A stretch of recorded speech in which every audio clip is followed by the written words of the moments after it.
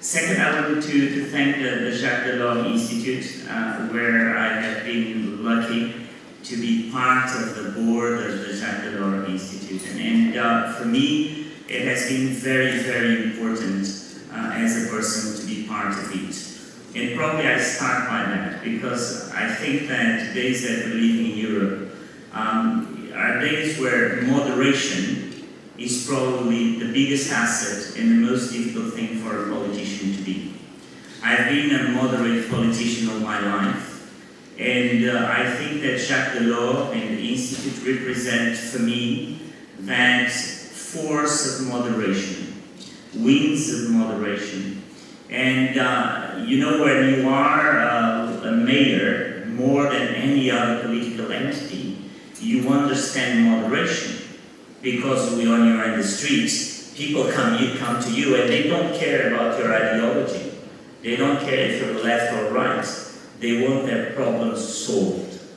And I think that today, politicians probably, they gave up on thinking what is politics. And politics is really about that. And I hope that you as students from this beautiful city, you will get at least that Portugal and this country have been historically a country of moderation. This city where you are, Lisbon, was called at the beginning, you know, at the beginning of the centuries, because it was created 2,000 years before Christ, the Tri-City. And the idea of the Tri-City was a beautiful idea. Was the idea that Muslims, Jews, Christians could live together and work together. And so for centuries before the Inquisition, this city was about that. And I think that stayed on the DNA of Lisbon. That stayed in the DNA of people, you know, that's moderation of working with different people. And so I always say that Lisbon is and will be the city of openness and diversity. And so you are part of that. Lisbon is really a diverse city, because 20% of the people that live in Lisbon were not born in Lisbon. They are not even Portuguese. They come from all over the world to live in this city. And that's the major asset that we have. That's what creates new things, because you cannot create anything new if you are just like other people. If you are the same as your neighbor, you don't create something new. You can be friends with your neighbor because you look the same and you are the same, but you're not going to create anything new.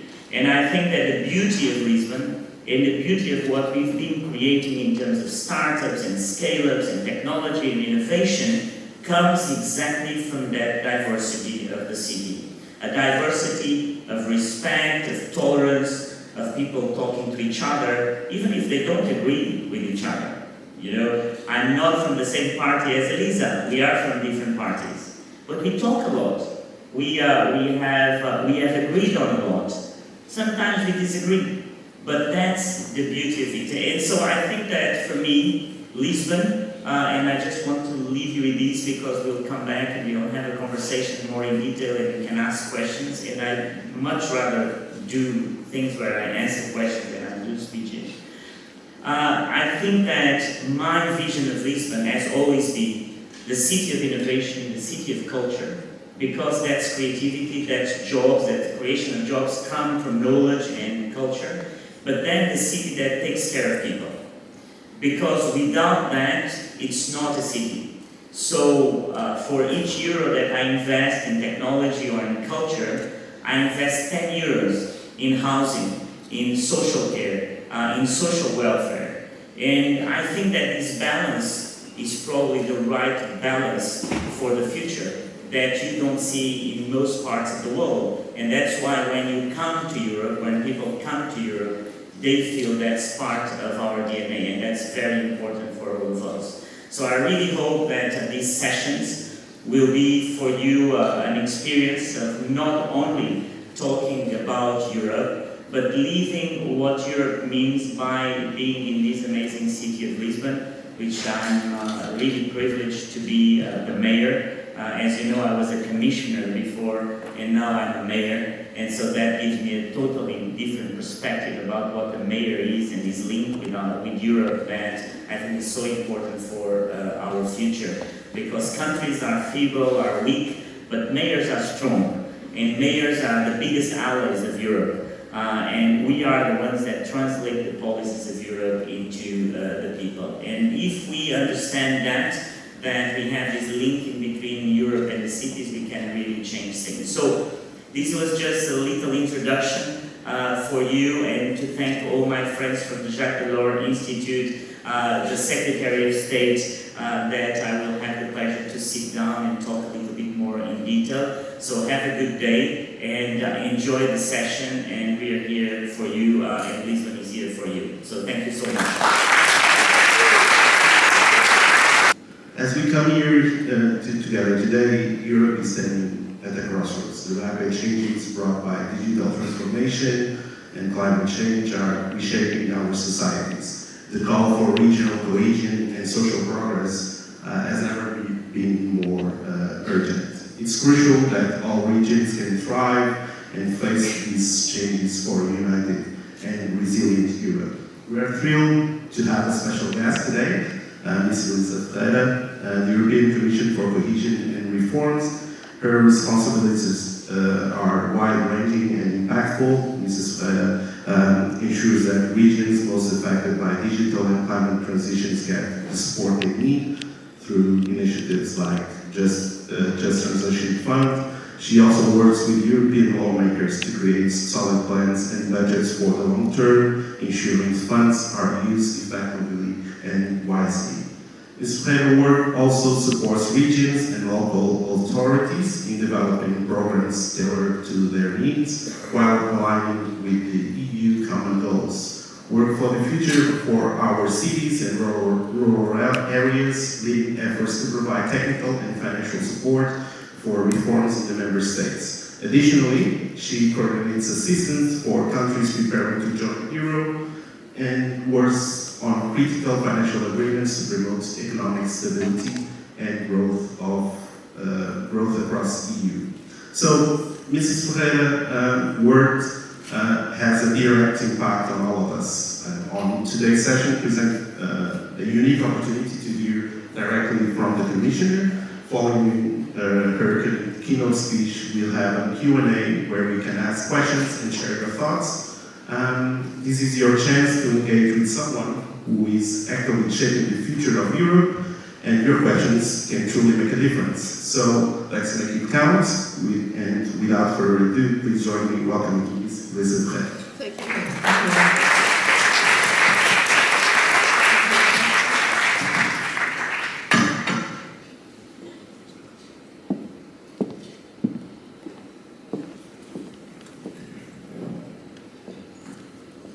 Bom dia também. Welcome to all of you, bienvenue, and welcome and thank you very much for this very nice introduction by my dear friend Carlos Moedas. He was really a very remarkable commissioner before me, so he put the stakes really high, and I tried to inherit some things from him. The driver, the secretaries, the furniture, but also some of his way of doing things, because in fact tolerance, getting a moderate approach to things, this is what Europe is all about. It's about making in real life, in reality, to implement, to deliver the principles that we all share. Principles of democracy, respect for the others. Okay, everybody talks about it. And at the same time, having a minimum level of development, because we need a minimum level of access to education, to welfare, to health, to knowledge, to information, so that in fact you can exercise your political capacities. And so development and shared development comes together with the materialization of the democracy in its principles. You can be entitled to vote, but if you are worried because you cannot treat your disease, or if you don't accede to education, I mean, what are you going to say when you are asked about how you want to organize society? So, the place in the world that managed to do this, in practice, in reality, with peace, with respect, with democracy, and with development is Europe. And this is more easily seen by those that are outside, that are at this moment dying, trying to get in Europe, to be part of this family, than sometimes is perceived by those that are inside, that live in a comfortable life, and that take things for granted.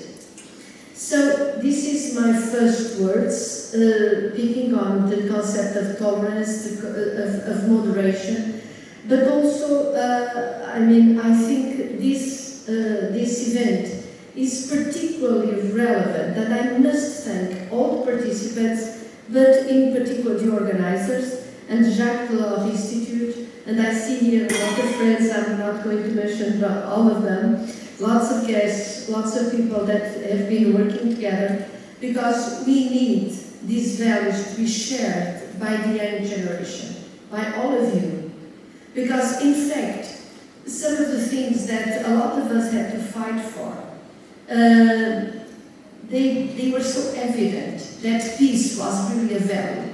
And it is very sad when you have to face a war inside Europe to understand that peace is not granted, democracy is not granted. Don't take it for granted.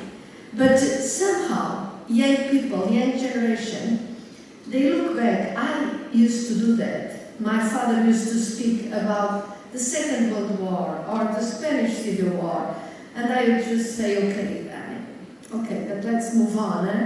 And now I realize how history repeats itself, because the memory may be there, but it is not felt as something really important. So please look around, and please make sure that this is not a defensive thing, that it's an evolution project.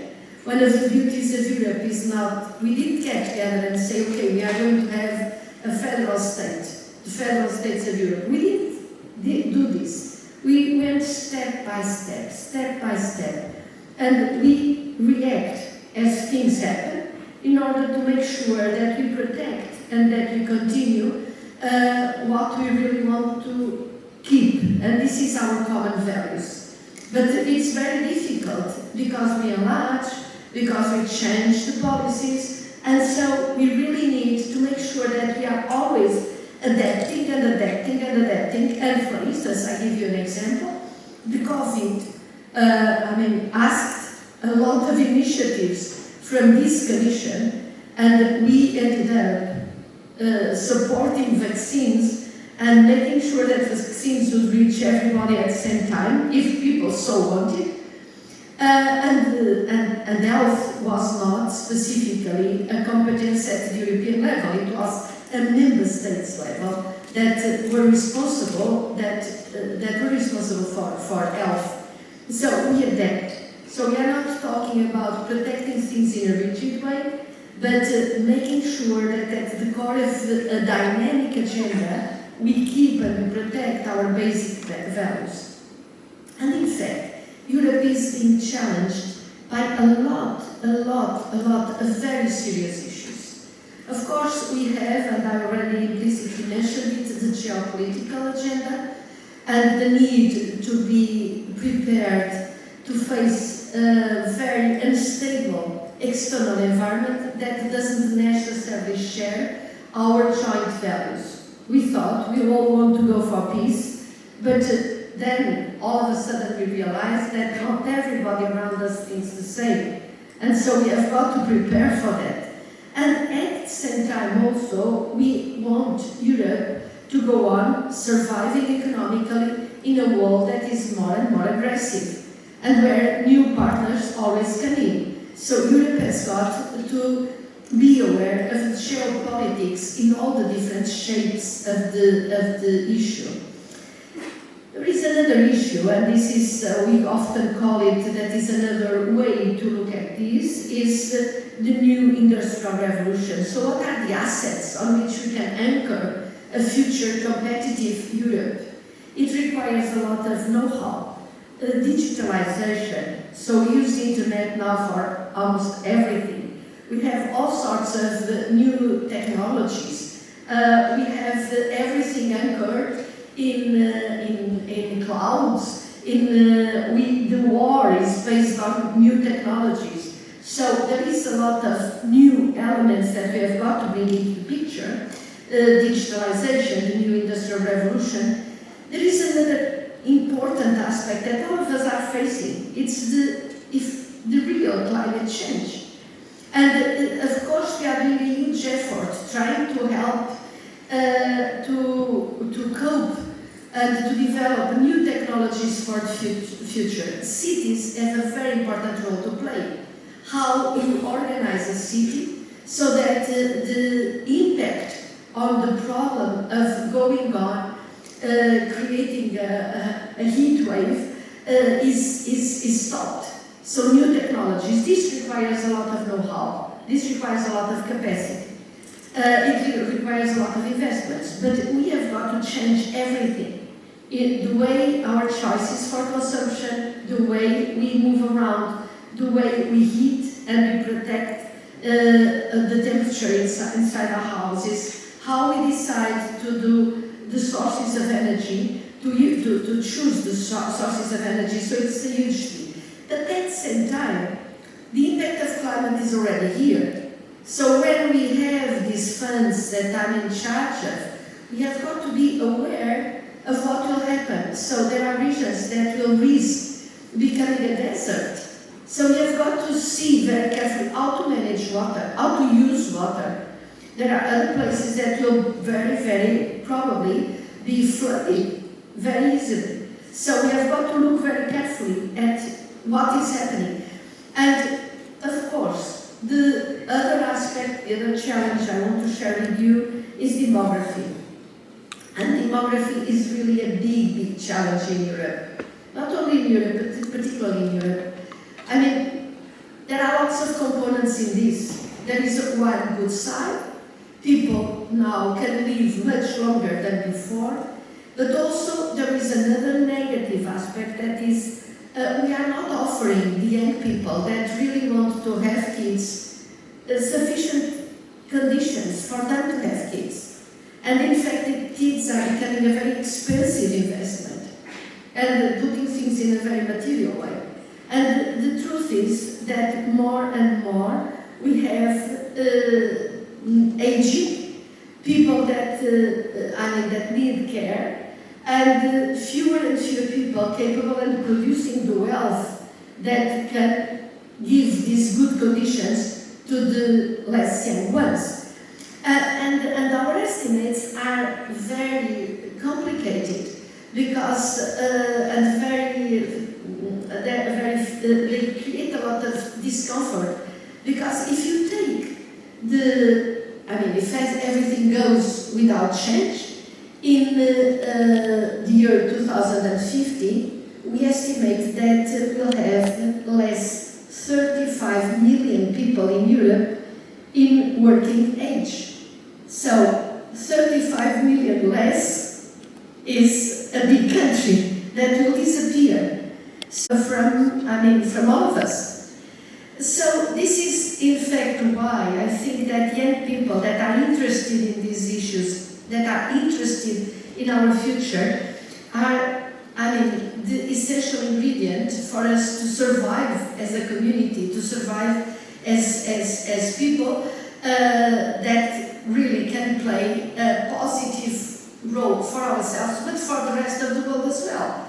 We don't live in isolation. We are all part of a globe, of a world, and Europe has got to remain open, welcoming people that want to live here, but organizing itself in such a way that everything is balanced and everything works for the benefit of all of us. So this is a dream. Europe has been made and built on the basis of a dream.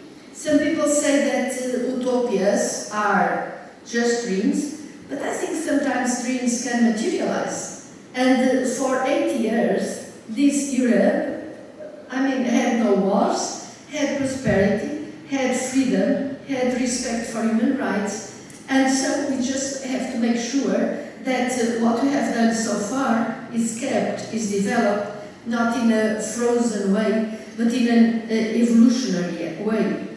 But when in this nice introduction that you made, you were asking me, you were introducing me as, okay, so she has funds. Why? I don't have funds, I'm managed, I have responsibility for a part of the budget, 1/3 of the European budget. And the European budget is just 1% of the overall wealth. So when we discuss, and you hear these discussions about, okay, who pays in, who receives, the budget is 1% of the overall amount. So you can't find any country, any federation that just has 1% of the wealth in a common budget. And with this common budget, we do everything that Europe does. And we are putting in even more things.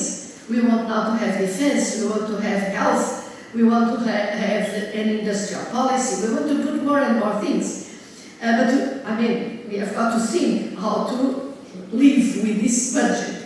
And 1/3 of this budget is directed towards making sure that everybody across Europe has a chance to participate in this program, in this project. What do I mean by this? Economically, you have an open market, so everybody competes with everybody. So you can have a company that locates here, or locates in Czechia, or decides to locate in Denmark, and ideally you can export all over Europe. But of course, we depart from very different levels of development. So, normally, science, technology, where does it occur? It occurs in the big centers, in the big nucleus of Europe, in the big cities. And what about the other people? What about everything that I told you about? The aging, where does it occur? It occurs basically in the places where the young people have this sort of appeal to go to the centers, sometimes because they cannot afford to live in places where they are, where they were born. So they move away in search for an opportunity. Some cities are growing too much. Some cities are growing with an internal contradiction because the cost of living is much high, much high, also through speculation of financial investments.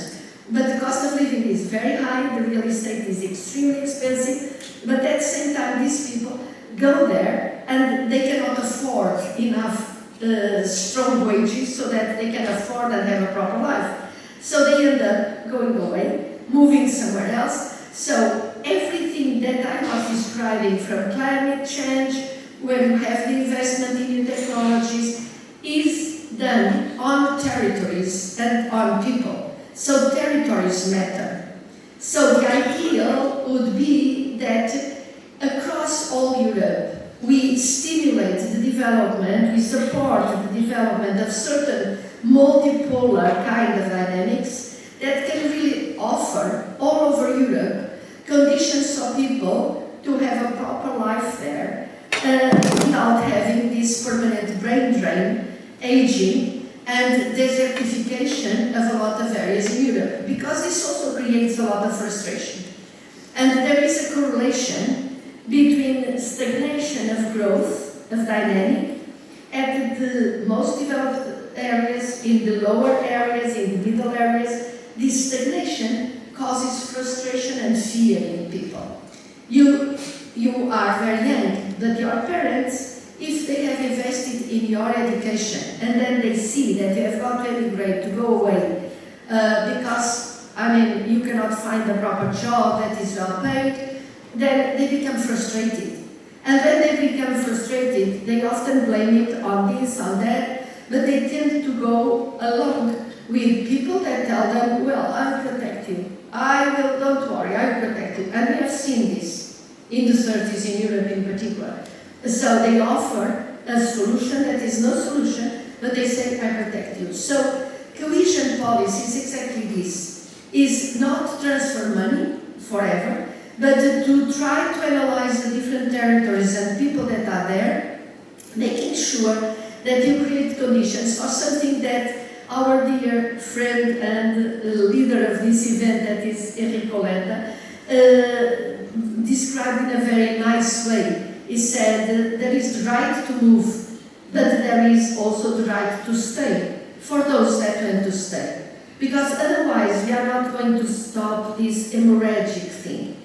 Now, of course, also here I have to make a special reference because Jacques Delors was in the past, in very difficult times when Europe was in fact in the initial critical phases of growing and getting solid as a project, he was really the leader of this project.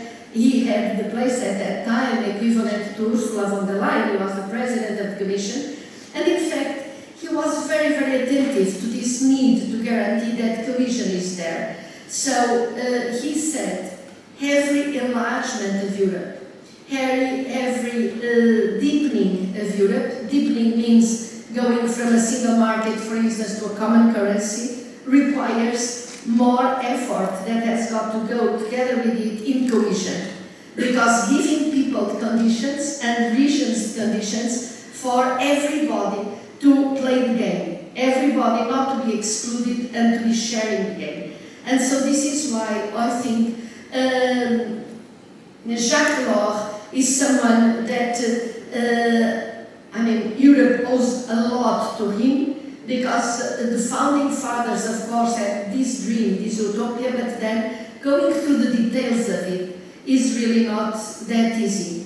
So what we are trying to do is, with this funding, that is in fact 1/3 of 1% of the overall budget, is in fact to work with local people and to materialize this principle that we all have heard about, thinking global but acting local.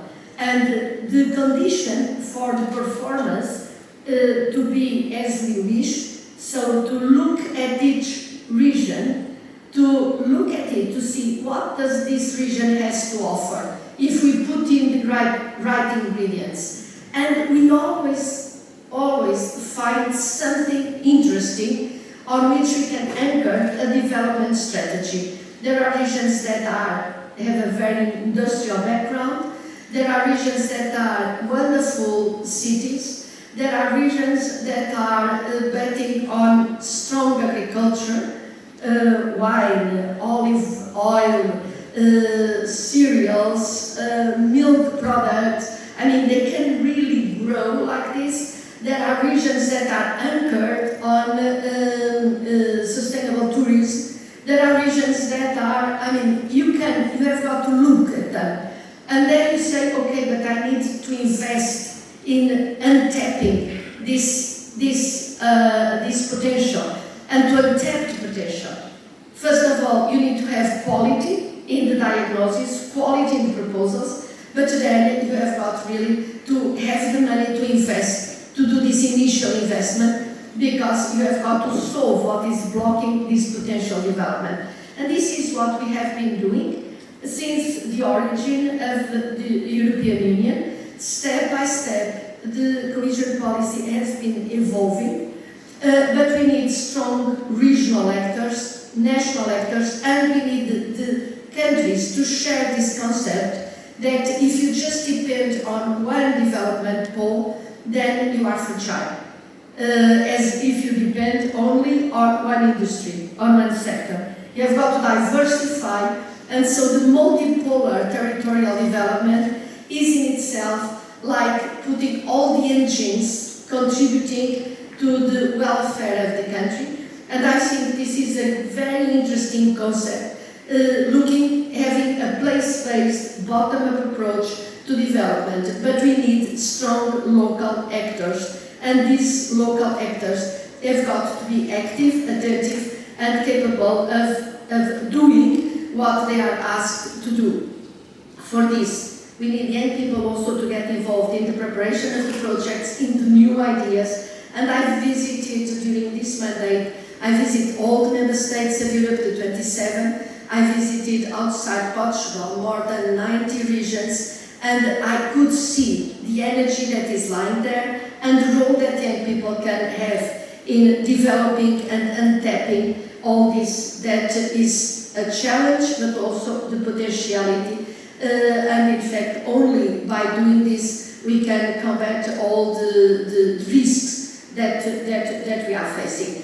This requires, of course, detailed agendas. It covers, for instance, the local recycling systems. It requires an approach to the energy choices and distribution. It requires clean public transport. It requires renovation of buildings in the right way, research, innovation, and new investment. So this is what I think is in front of us. We have got really to protect this policy and to make sure that it is not taken for granted as it was democracy and peace before we had the challenges that we are facing today. Cities play an important role in a multipolar kind of distribution of growth, and I would just like to underline that if you look at the different details of the policy, you'll find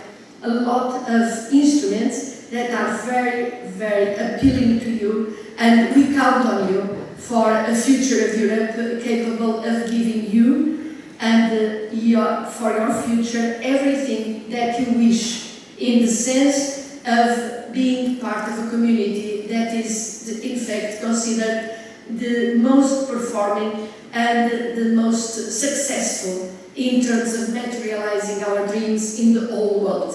Look around and look what Ukrainians or Georgians or other look at us and how they fight, how they suffer, exactly to be capable of being part of this very, very special community. But this community only works, only survives if you are active, if you are engaged, and so we count on you for that. Thank you very, very much.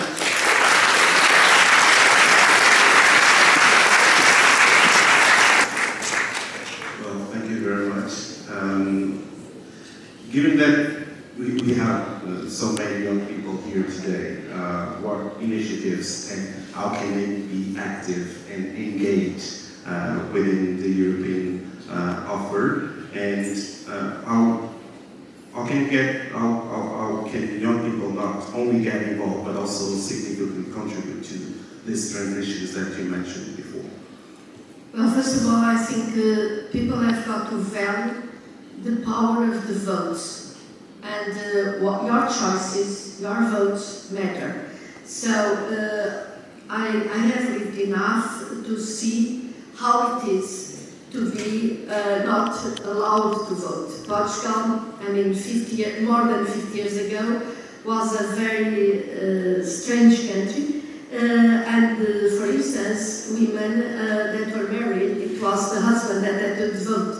So for us, it's really, very, very important to exercise our rights, to make them active. It is also important that each person thinks by itself and cares about the quality of information, because the social media they are very powerful, but they are very tricky, because no one is really responsible for what you publish. You can insult everybody, you can say whatever, you can say lies, and once a lie is on, there is no way to combat it. I think it must be Matelly that says there is no second chance for a first impression. So everybody, and this kind of destruction and insulting of everybody is in fact a kind of a destruction of the whole society, because it is disrespectful, and this respect for the others, I think, is essential. But then there are the choices that are made, and this requires an involvement at the regional, at the local level, at the national level. So there are are lots of support. I can, for instance, share some symbolic things, but then they are just a kind of a seed for young people to get engaged. We have a program, for instance, this is just an example, not to be too boring. If you go to the internet, you'll find a new European Bauhaus or NEB. We have every year, we offer young people a prize. It's symbolic, but it's quite interesting. A prize for new ideas that can change the neighborhood, for instance. And young people under 30, every year, we've already collected about 5,000 ideas and projects, and there is this kind of platform, this kind of network, how you can change the local environment, take an old abandoned house, make a project there, or kind of a square where you can change things. But this is just symbolic. But it is working in more engagement of people in their neighborhood or in other projects. But also the big money that is shared and transferred to the member states is then the object of some projects and some discussions that take place at the divisional level.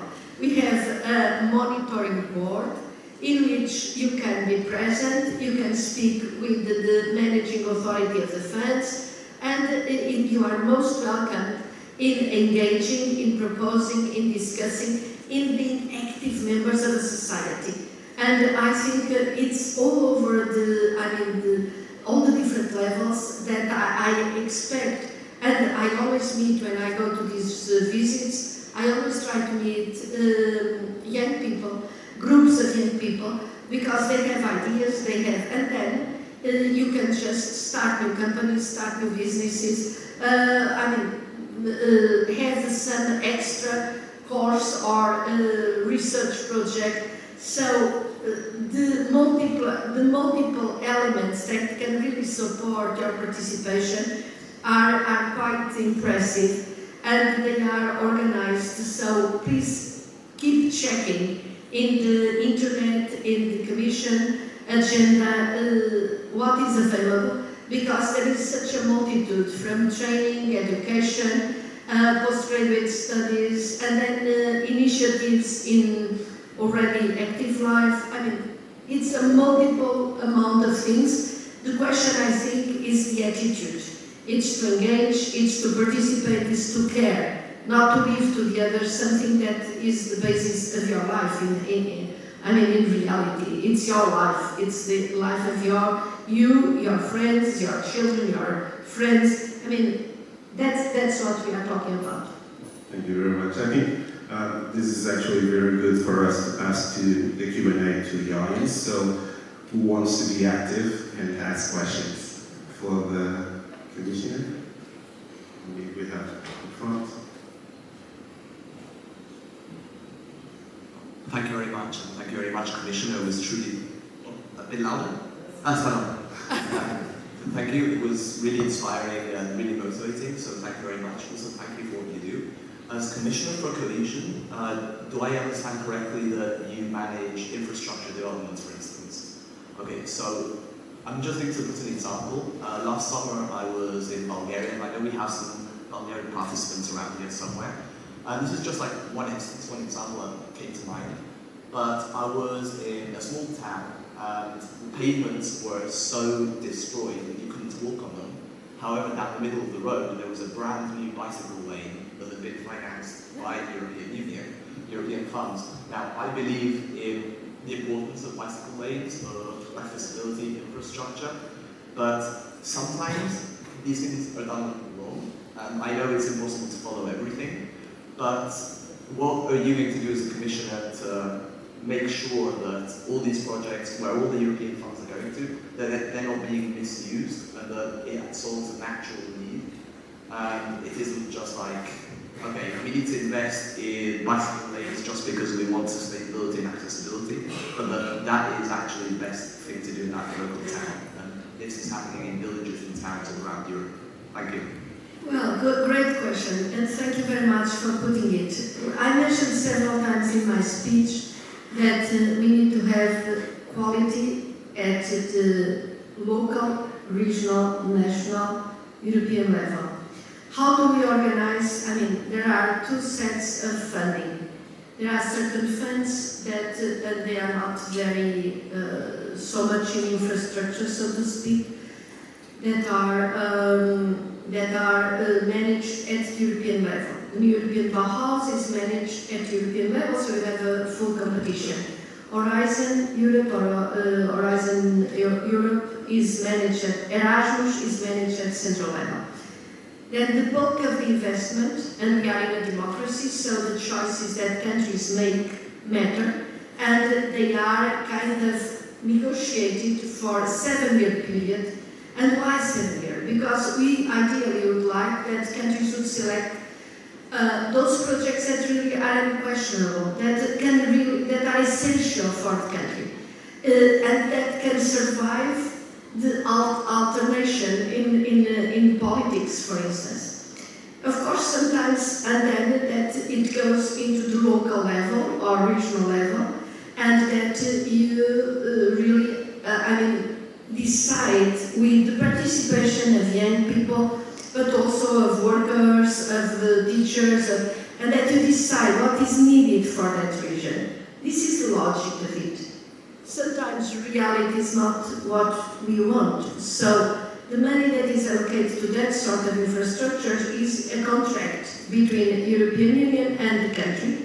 In fact, in Bulgaria, like in other countries, there is a lot of change in the governments.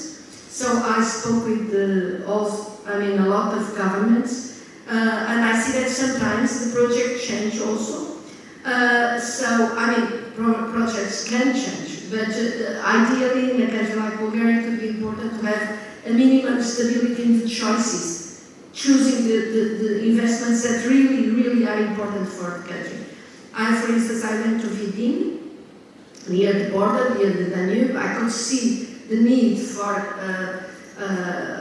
a new access to export, because the bridge is so blocked. So and I visited several places in Bulgaria, and in fact, that happens not only in Bulgaria; it happens all over.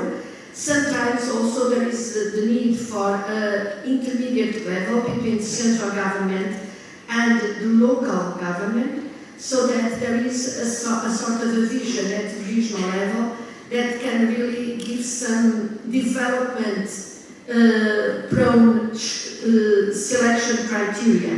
Because if you just go and distribute money to the very fragmented level, they do important things locally, but in fact for a development purpose it's needed to have a higher level of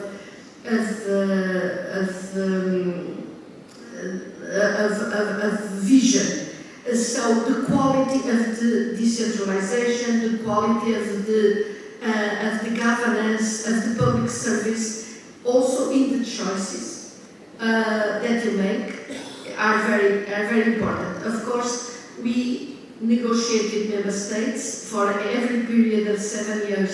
We negotiate broad lines. Of course, we will not finance projects that destroy the environment, that have a backward-looking kind of approach.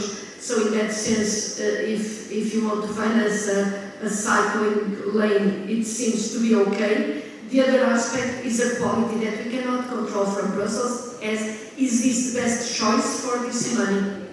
Or is there an opportunity cost for this? I've been working also on the highway, this famous highway that I hope now is solved, the crossing of this valley where there are the butterflies and all that. And of course we are trying to associate. Of course there is the Just Transition Fund, on which Bulgaria already lost some money because there is some hesitation from a political angle if you do the transition or not into the more clean kind of industries. But of course, yes, it's it's the choice, the quality of the choices matters, but it's done locally. That's why democracy is bottom up. You've got to question the choices at that level and say, okay, is this the right thing? Because this is also the maturity that the organization has got to have. Thank you. I think we have more people. Yeah.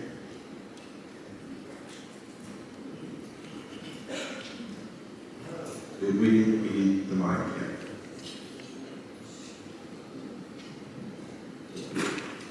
Ms. Ferreira, at the start of your speech you were mentioning that the principles of the EU has to be implemented in people's everyday lives.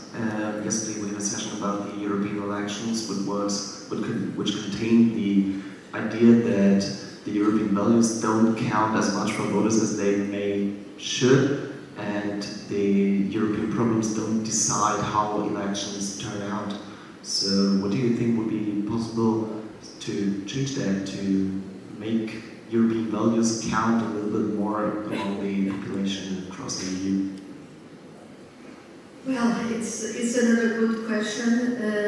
The good questions are the difficult ones to answer, but I think sometimes people can't imagine. I think people of your generation, you have never, the ones that are European, you have never thought about your life outside the comfort of being part of Europe. And sometimes also we blame, and the politicians, local and the national politicians, sometimes don't help that much, in the sense that everything that doesn't work, everything that is blocking is attributed to Brussels. So Brussels became the kind of depository of everything that doesn't work. And I often, when I visit, all the regions across Europe, sometimes I understand that when you build the sewage, when you build a highway, when you build a road, when you rebuild a historical monument, because it is positive, Europe almost disappears in the picture. And of course they put in the little flags on the side, just for the sake of not having problems. But in fact, it's not clear that this is Europe, and it is the solidarity of Europe that is helping. So I think communication and visibility is an important part of it. Also, I think that we don't do in Europe everything. We don't do everything right, but we have got all of us to work, to participate, to discuss, and to improve what doesn't work. So you have problems in your family, you have problems with your friends, but you don't reject your family or reject your friends just because something didn't work. You have got to work it out. You have got to improve it. And we are all builders of Europe. So in fact, sometimes I think Europe is just a pretext for local politics. Europe is a pretext for a lot of misunderstandings, things that don't work. But I think the core of Europe, and Europe is giving us a fantastic protection and a fantastic opportunity also to help each other if something goes wrong. I just recall that before accession, before enlargement, so the countries, the 13 countries that joined since 2004, so 2004, 2007, 2013, these countries, they had a GDP per capita, so an income per capita of 52% of the European average. So they were half the strength. Now, on average, they are 80% of the European average. And the European average has increased, has grown.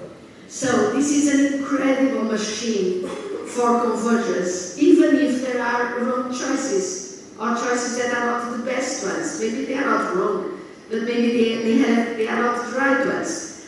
But nevertheless, the majority of this funding, and it is a lot of money, even if it is just 1/3, has helped countries like Poland, like countries like Czechia, all of them, they are growing extremely fast.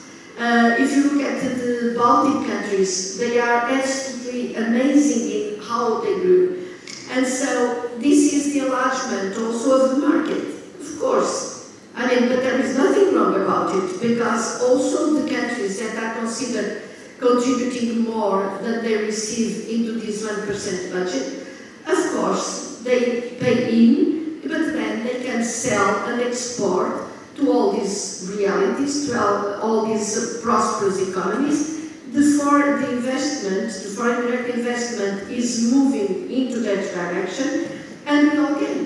So that's why the internal market enlargement and cohesion policy, they help each other.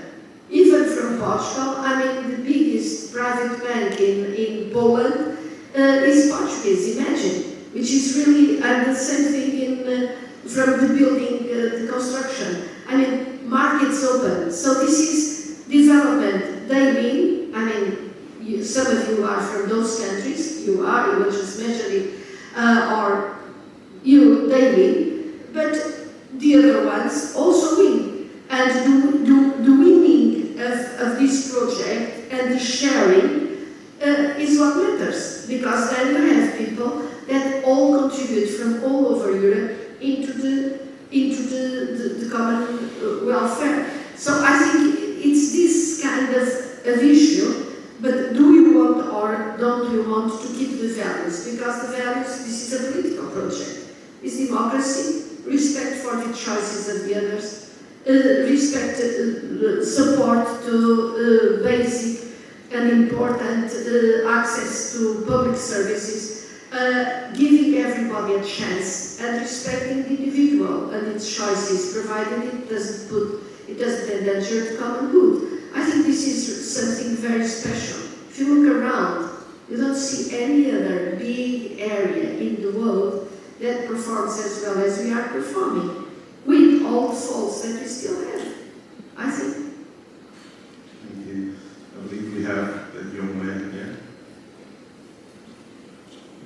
Thank you. So it's my turn. Yeah. Yes, I have a question regarding the independence and the resilience of territories. You said that every territory has something to offer, and we have to invest on the way, the niche thing that would allow it to develop itself. My question is, given that 80% of freight in Europe is trucks, and trucks work on fossil fuels, and we know we're going to have to change the way we commerce, how do we ensure that those territories don't become too reliant on other territories, specifically for agriculture and but also in industry? How do sorry, I don't think I understood what you said before.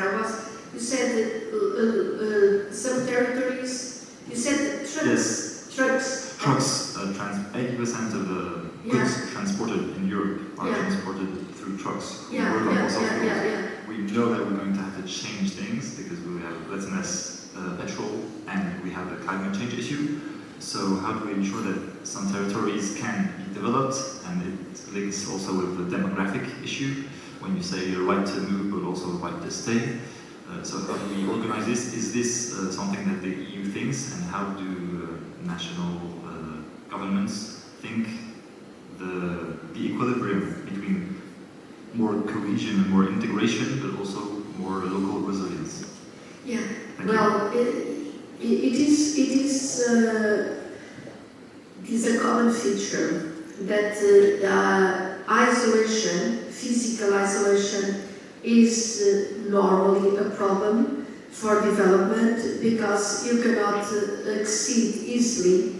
In certain cases, of course, it can be an asset because you can have very special development models. For instance, in mountainous areas in which, for instance, you can develop a project of tourism that doesn't depend on accessibility, but accessibility is essential. Of course, the COVID also helped a lot, and cohesion policy is helping a lot by extending the digital network, either physical or via satellite, to all areas, virtually all areas. And from there you realize that you don't necessarily need neither to concentrate and to find a house in the big center, because you can participate and you can work from, digitally, but also it helps to cover the area and to give locational choice that without the digital network would not be there. So that is one issue. But then you refer to another issue, that is transports across, how you do it. Of course, there is a network of alternative transports, and railway is supported very strongly by cohesion policy, both as a clean transport through the metros in the big areas. And you see all over Europe, cities investing a lot in clean transports. Sometimes it's metro, sometimes it's electrical buses and public transports. That has got to come together with works on installation, on alternative sources of energy for houses, solar panels in particular. So it is this kind of change in mentality. But of course it is true that a lot of goods are still transported through bus and then or truck, and that these trucks in certain areas, particularly in mountainous areas, they can be quite damaging. So more and more we try to see if the complementary between means of transport, for instance, transports through sea, transports through railway that can serve passengers and goods in alternative timetables, can be used for this transport, and also how to reduce the pollution and the carbon content of all the trucks. Now there is all this research that is being done on also using other sources of energy, hydrogen, or in combustion. Moving away from the traditional combustion engine, that can really improve the situation. So the agenda is there. How to materialize it depends also on how the research is contributing to an improvement of the quality of what we do. In a lot of countries, we still need a lot of basic infrastructures, and this includes roads, because also the railway is very demanding in terms of minimum levels of commuters, of users, because it's expensive, the infrastructure is expensive, but that is why we are still supporting railways.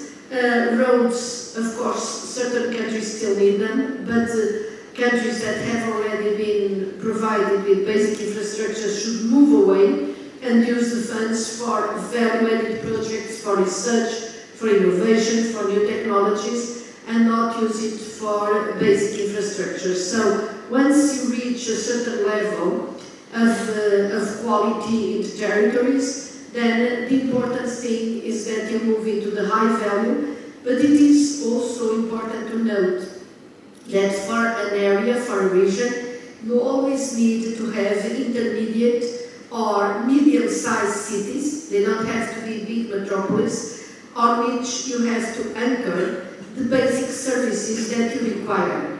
And these basic services, they relate, for instance, to health services, to education services, to some ancillary services to support, the mending of machinery, or you have to have a bank. You have to have these minimum infrastructures and supply of goods and supply of public services that really are absolutely needed for the surrounding area to have an anchor point in which you can refer to if you need something special, for instance, in terms of health. If you don't have these anchors, and that's the role of mid-sized cities. We listened to the mayor of Lisbon, so Lisbon is a big, big metropolis, But outside, we need to support strategically the alternative centers that can retain the population and offer these basic services, including some cultural services that in fact people need in order not to feel that they are completely isolated and only connected through the internet, because that's not enough. You need people and you need this minimum quality of urban offer to be able to survive with a minimum of quality in this century. Thank you. I believe we have one question up front. Hello, thank you very much for your contribution. I wanted to ask, during your speech you mentioned a lot about adaptation strategies to climate change, but I wanted to know what kind of relevance is given in the Commission to also mitigation, which we know has to also come hand in hand with adaptation. It's a crucial issue, a crucial question. Adaptation and mitigation, they come together in the agenda, but again, I would go back, I would refer back to what I said before about at which level decisions are taken. There are certain regions on which, for instance, we need to address a long-term risk of having fires, and we are having fires again, for instance, in Greece, for instance, just now. Portugal had awful fires, but fires also touched Sweden, which was really something strange. So in fact, this requires that when you invest with a lot of knowledge and a lot of strategic approach. We see now that there are new techniques, so we try to create also networks and platforms on which we share experiences on how you are going, for instance, when you plant a forest, what kind of varieties you should use, what kind of techniques you should use to keep the forest going without reducing to the maximum the risk of catching fire. So, on the other hand, we have 30% of the funds are just climate oriented. So 1/3 of our budget is, we ask member states to do no harm to environment, but also to use these funds in order to change the way they produce, the way they rebuild, the way they build. So, in fact, in environment, cohesion funding is the biggest public investor in Europe, and we are dragging with us the EIB, for instance, the European Investment Bank, because we know that it is expensive to change the technology in a company in order not to be so polluting or so dependent on carbon-based fuels. So all these adaptations, and in fact, when Russia started using the combustion, gas and the oil as a weapon, we had the biggest success of Europe in saving energy. The saving went incredibly high.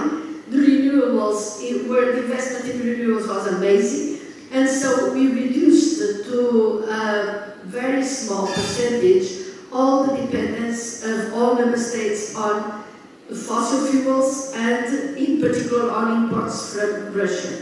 So we started buying, main joint procurement. All this was not in the agenda, and this is another illustration of what circumstances force Europe to adapt to do. So we, as we procured vaccines using our power as a buyer, we use the same kind of process in international procurement of fossil fuels, so we diversified. But the improvement in energy saving and renewables was historical. Never we had such also to make storage of these basic products and sharing among us, all the European members. So we survived it because we worked together. And this is another message that I wanted to share with you. In this globalized, difficult world, we can only survive if we are together. And to be together, we have got to make people feel that they benefit, that they are part of this community. If people feel forgotten, if people think that nobody cares about them, that this world is too complicated, that they cannot live with so many digital things, and of course people will start being afraid, and people will start revolting. So cohesion also has this ingredient of making people going close to people, changing their life. But we need actors that are positive and that are engaged at the different levels. Yeah.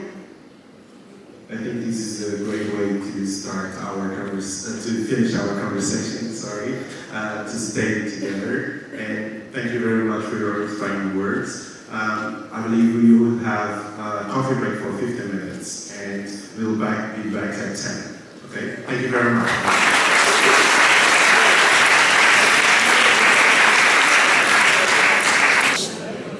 Okay, so let's start again, and we have a panel now, whose title is Boosting EU's Competitiveness and Growth. My name is Ferreira. I work in the Ministry of Economy here in Portugal. I'm the Director General for Economic Activities, and I will moderate this panel with the very important two speakers to my right. So I have Madame Laurence Boone. Madame Laurence Boone is a French economist who served as the Secretary of State for European Affairs in the government of Prime Minister Elisa Boone from 2022 to 2024. She was also the OECD Chief Economist and Head of the Economics Department, and previously she served as Special Advisor to the President of the French Republic, François Hollande. She held very many positions in the private sector as well, and some days ago she wrote an article in the Financial Times that says that Europe must prepare for 5 years of radical change. It otherwise risks being left behind by the US and China. Then to my right, I have again Mr. Carlos Moedas. From 2014 to 2019, Mr. Carlos Moedas served as European Commissioner, covering the portfolio of research, science and innovation under the leadership of President Jean-Claude Juncker. Mr. Carlos Moedas was notably responsible for Horizon 2020, the European Union's program for research, science and innovation. During his term, he engaged in scientific diplomacy and organized the science roadmap that I followed, showcasing best examples of science and innovation in Portugal. And in 2019, in the framework of the Citizens' Dialogues, he said that he sees long-term a federalist Europe because this federalism is justified by the fact that some issues, such as climate change, can only be solved together. He is now the mayor of Lisbon, and the city of Lisbon has just been awarded in late 2023 by the European Commission European Capital of Innovation. And this has winning the city 1 million euros. So these are my two speakers, and I will just frame the panel. So boosting EU's competitiveness and growth. You know that Europe is currently finding a new consensus on balancing support for industry, sustainability, and competitiveness.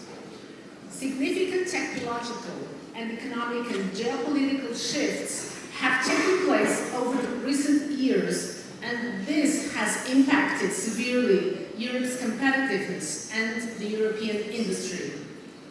Different crises have put severe pressure on European companies and their supply chains. The green and digital transition remained at the top of the European policy agenda.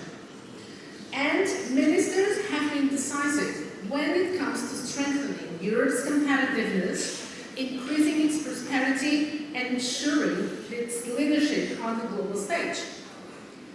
The discussions in the Competitiveness Council that I follow with my Minister of Economy in Brussels have been falling into a triangle, and the triangle between industrial policy, competition, and trade policy. The motto for Europe is how you should lead the twin transition to climate neutrality and digital leadership, and enhance its open strategic autonomy at the same time. We have recently seen different documents relating to these themes. You probably have read them as well. Mr. Letta report on the future of the single market, and Mr. Draghi's report on the future of European competitiveness, which is due to be presented in the coming days. At the European Council Leaders Summit in April, on the 17th and 18th of April, the heads of state and government discussed, among other issues, the Strategic Agenda 2024-2029, which is due to set out main political guidelines and strategic objectives for the Union's next 5-year period. And Mr. Letta, he highlights the need for a collective effort to redefine the single market, strengthening EU security, promoting job creation, and ease of doing business. Facilitating greater participation by small and medium-sized enterprises is also essential to prevent companies from seeing the single market as an obstacle rather than an opportunity. Letta's report was presented at the European Council on the 17th and 18th of April, and a new pact arose from this meeting based on axes of fundamental importance such as investment and access to capital, and the need for the EU to reduce its strategic dependencies in sectors like energy, critical raw materials, semiconductors, health, which was already mentioned here today, digital, food, critical technologies, chemicals, biotechnology, and space. On the other hand, Mr. Draghi's report was, he was invited to the European Council as well, and he presented the general lines of his future report. And he stressed three things. First, the need for scalability of European companies. Second, the ability to provide public goods. And this refers to investments that the public sector has to finance, but the private sector must also be included and cover this investment. And third, securing the supply of essential resources, especially in the critical raw materials. So these two reports will guide the strategic agenda for the next political cycle, and those that will be the pillars of the EU's next multi-annual budget. So now the questions. I will start with Mrs. Laurence Boone, and I would like to ask you one question, then you kindly reply. I will ask a second question to Mr. Carlos Moedas. He will reply, and then we will open the floor for discussions and questions by the audience. So, first question. To mitigate the risks, one of the priorities of the European economic security strategy is to promote the EU competitiveness by strengthening the single market and supporting a strong and resilient economy and supply chains, investing in skills, and fostering the EU's industrial, technological, and research base. How can Europe's competitiveness agenda best combine these objectives? And what are your specific recommendations for this area? Thank you. First, I want to thank the organizers for a wonderful event, and it's super nice to see so many of you when you could be walking in the wonderful streets of Lisbon today, and congratulations to you for the prize and for having made Lisbon such a nice, enjoyable and vibrant city. The first thing, and I was reminded that I should be short, the first thing is believe in it, believe in the single market, because it makes us very strong. With this, we're 450 million citizens, with an average GDP per head above 40,000 euro. That makes this region the richest in the world. Obviously not everyone feels that way, but it gives us an incredible power, which is why we're also the first trading region in the world. I often say we should talk like Americans and be really proud of this. We have 80 trading partners. The US has 20. We're the first region of the world for inward investment. That means other countries and businesses want to do business in Europe. They want to provide jobs to people in Europe. And we're also the first region for outward investment. So that makes us very powerful. What makes us a bit weak when it comes to the single market? It's something Elisa was referring to. I don't know any single European leader who arrives at the European Council and thinks, okay, what can I do that is super good for Europe today? No, they arrive to the table at the European Council and they think, what can Europe do for me that will be good today? And I think we need to change this state of mind. And you can put pressure to change the state of mind so that everyone arrives and thinks, okay, what can we do for Europe? We should stop, all of us, thinking that if we put some resources together, the guy next door may benefit more than me. So when I put some resources next door, I will ask for a return to my country because it's not fair if he benefits more than me. We have to start thinking that if we put some money next door, it will benefit us. It benefits us when the former Soviet economies joined the EU because it's securing peace closer to our area. It benefits us, it should. When we do Erasmus, right, it's money that is being spent, but you will have friends for life. I'm sure most of you have done that, and they will work with you. And Elisa mentioned vaccines. We can mention infrastructure as well. So I think that's the first thing I wanted to say. You must put pressure for people, for leaders to understand that Europe is a common good and it's not a pocket where you put €1 and you want €1 back. The second thing is obviously protect the single market. It's very abstract, right? There's nothing sexy about go and vote for the single market. Yeah, it's not a really good campaign slogan, but it's really important. How can we protect the single market? First, by tightening the way that we are open and asking for more reciprocity. Think about this. Public procurement. So that's, for example, the European Commission or a country asking for companies to provide the security system of airports.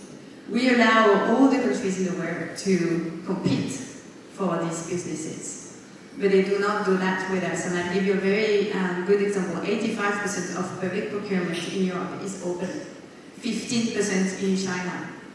Is that fair? No. So we and the European Commission has made progress on this. We must ask for reciprocity. We must ask for reciprocity when it comes to environment. We are putting clauses on our farmers. It's normal that they're angry if we don't ask the same thing for external farmers. And for very long, we haven't been asking the same thing. And we tend to think that trade is the only way to actually help those countries and to help us. But foreign direct investment, which I mentioned earlier, is super good. We know that China is investing in Africa to extract critical raw materials and other commodities. But we could have companies doing that more often, and they would probably do it with values that Elisa was describing, better protecting worker, investing in the country.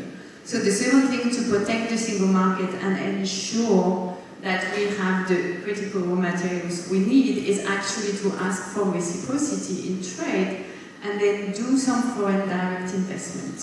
We're very good at this, we should continue with this. The third thing is, and if you read the paper or the social media every day, the world out there is not very friendly. Our values are not universal.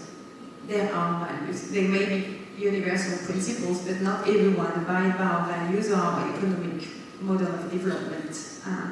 We have to agree on this. So there are some key technologies which are very important for our security, which obviously we should protect. And at the moment we've been doing that in a bit hectic way.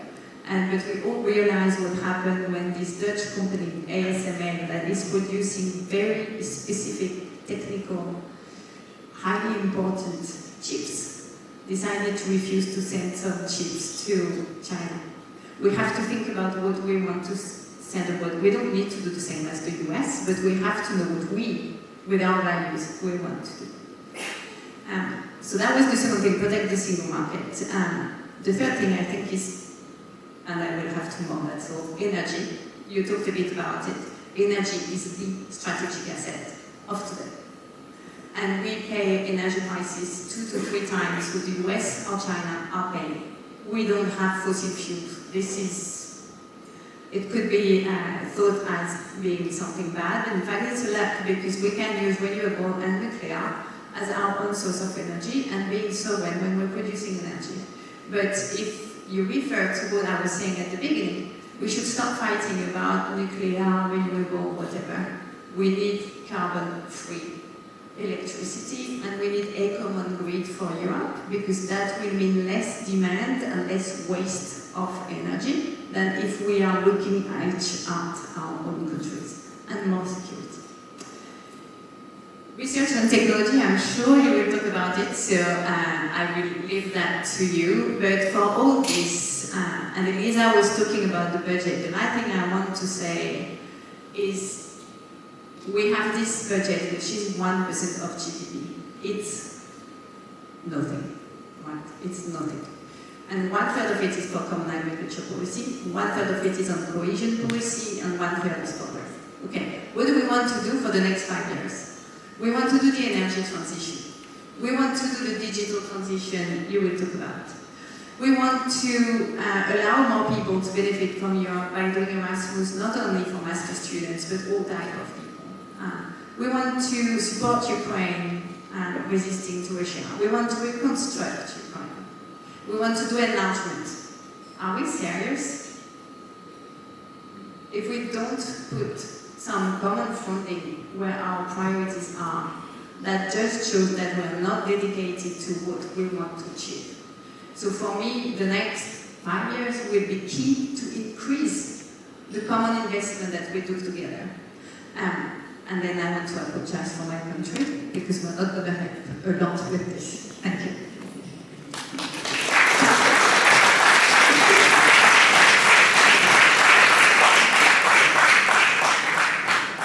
Thank you, Madame Laurence Boone. Now we have another question for Mr. Carlos Moedas. You are the mayor of Lisbon, and the city has just been awarded in late 2023 by the European Commission European Capital of Innovation, winning the city, as I referred, 1 million euros. You also have here in Lisbon set a unicorn factory, and this aspires to position Portugal and Europe, of course, as a global front-runner in innovation and entrepreneurship. How do you see the role of cities in promoting innovation, and how should this contribute to the competitiveness of Europe as a whole? Thank you so much, and thank you for your introduction. Thank you to Laurence, because I kind of like want to comment what you said and agree with you, because I would totally agree on everything you said, and add some points. But it was really interesting as a mayor to listen to you. And what comes to my mind is that when you look at what Laurence was saying, you see the great things about Europe. You see what we're doing that others are not doing. You even see that outside of Europe, people look at us and see us as the beacon of the good things that are today the best in the world, being in research and innovation in other areas. But then there's these strange things that your friends, the citizens, sometimes they don't see it. And so the question that you have to ask, and the question that we have to ask, is why is that? Why are we the biggest traders in the world with more trading partners than other parts of the world, but people don't see it?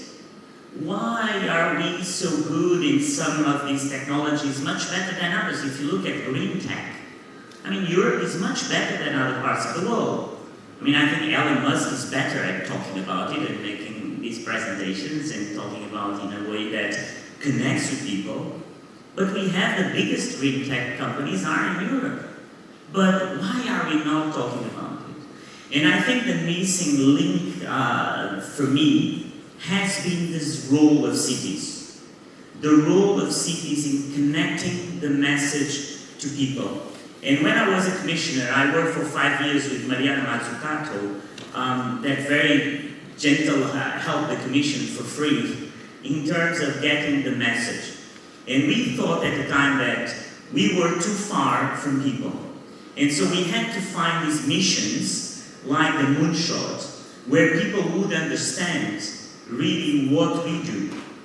And the story of Kennedy, there's so many stories about that moonshot, but there's one that was told to me by Buzz Aldrin, the man that was the second man to put the feet on the moon, that he told me something that I'll never forget. He said to me, you know, when Kennedy made that speech of putting a man on the moon in 1962, it was in 1962, then they got to make it in 1969. And when we were there on the moon and we were talking to the people on the Houston base, the average age of the engineers was 26 years old. So it meant that the people listening to the speech, those engineers, they were 18 years old when they were listening to Kennedy. And what Kennedy did was this amazing thing of connecting with people by something very simple, because going to the moon was not about putting the feet on the moon. It was about everything that came around it. And I think that today is not about going to the moon, because we've been there, but it's about us as mayors to translate what Laurence was saying, what so many of us know, in simple things that people understand. And so that's why, I mean, when I became a mayor, I said I have one objective. One objective is that public transportation will be free for the young and the elderly in Lisbon. And it was funny because a lot of people saw, oh, this is like populism. He wants just to win the election. And I said, no, this is sustainability. This is about being a carbon neutral city by 2030. And you know, and then people said to me, like, look, this is so interesting because now we understand that if we take your public transportation, instead of taking an Uber or a car, then we are doing something for a carbon neutral city. But if you just tell them about being carbon neutral, I mean, 99% of people don't know what that means. You know, but they don't.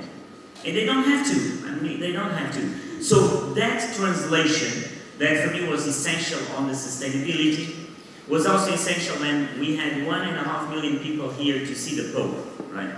And we built this green park, which is part of the city now.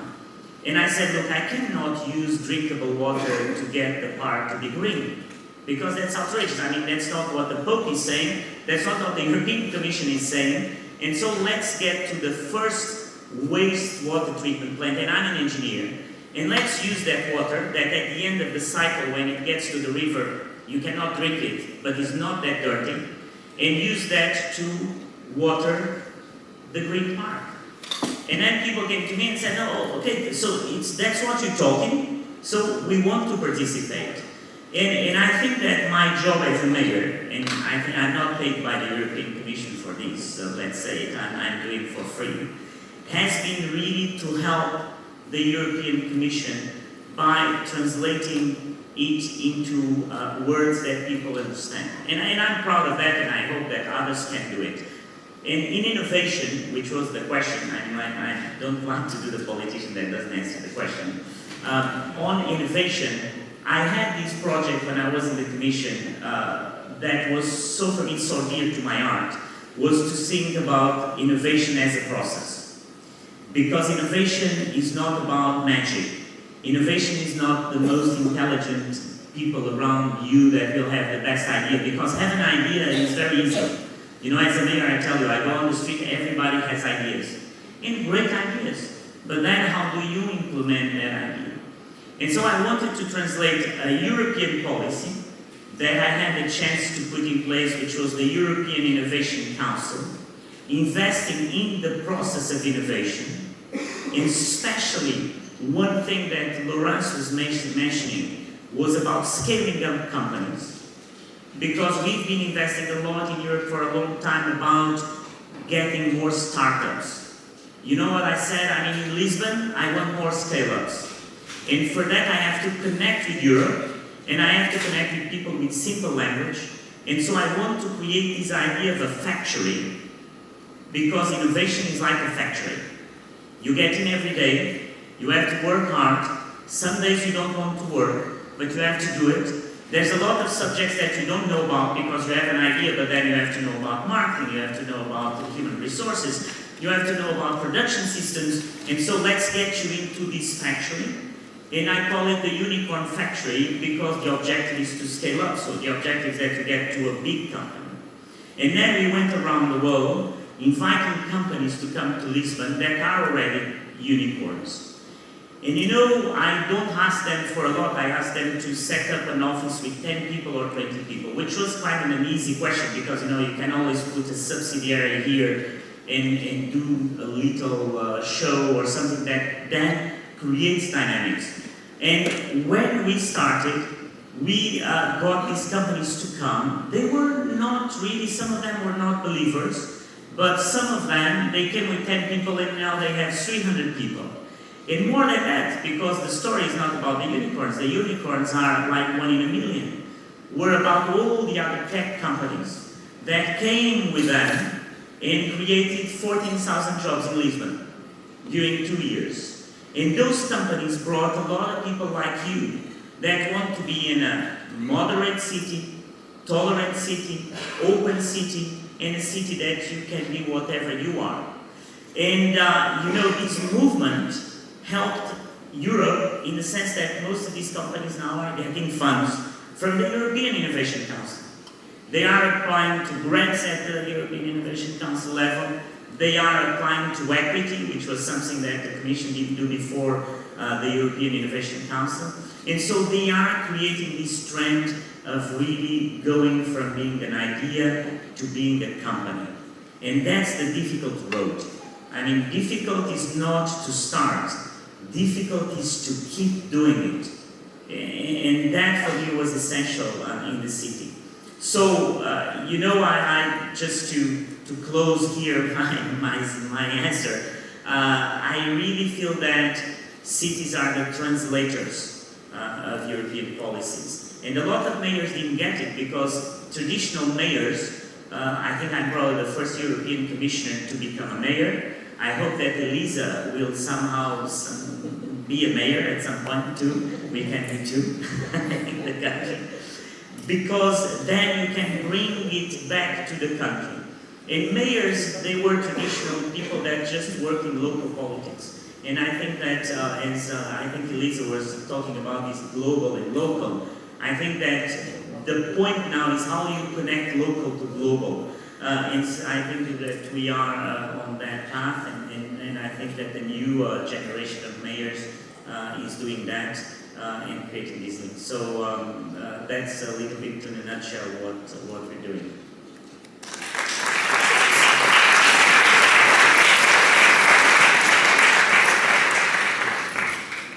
Well, after this introduction, these replies, I now open the floor to people who want to ask questions. Maybe this gentleman over there. Hello. Good morning. Still morning. Thank you for your presentations. My name is Felso. And I would like to ask both of you, if you were to put together a strategic foresight report for the next 15 years, what Europe would you want to see by 2040? And what current key trends would you highlight What risks would you mitigate? And finally, what would be the recommendations you would lay out in order to boost EU's competitiveness? Thank you. It's a very difficult. It's a very difficult. Laurence goes to you.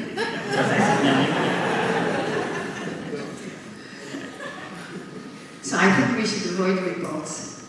I'm sure you, me, Elisa, everyone has been reading or been aware of people who produce reports and they end up on a shelf. I'm joking about the most important thing to me are our European values, really. And competitiveness is not an objective per se, it's a means to preserve, protect and promote what we believe into. And in a world which is full of tension, it's important because we will only be able to keep our solidarity, to keep doing what you were describing in bringing global to local, to be, this area where you have peace, where people care for each other, where you can talk to someone from another country and be happy about it and have friends all over Europe, if we are strong economically. Because otherwise we will be eaten by others. That's what competition is about. Now for me, the pillar, I talked about energy, the pillar is education. And education and education.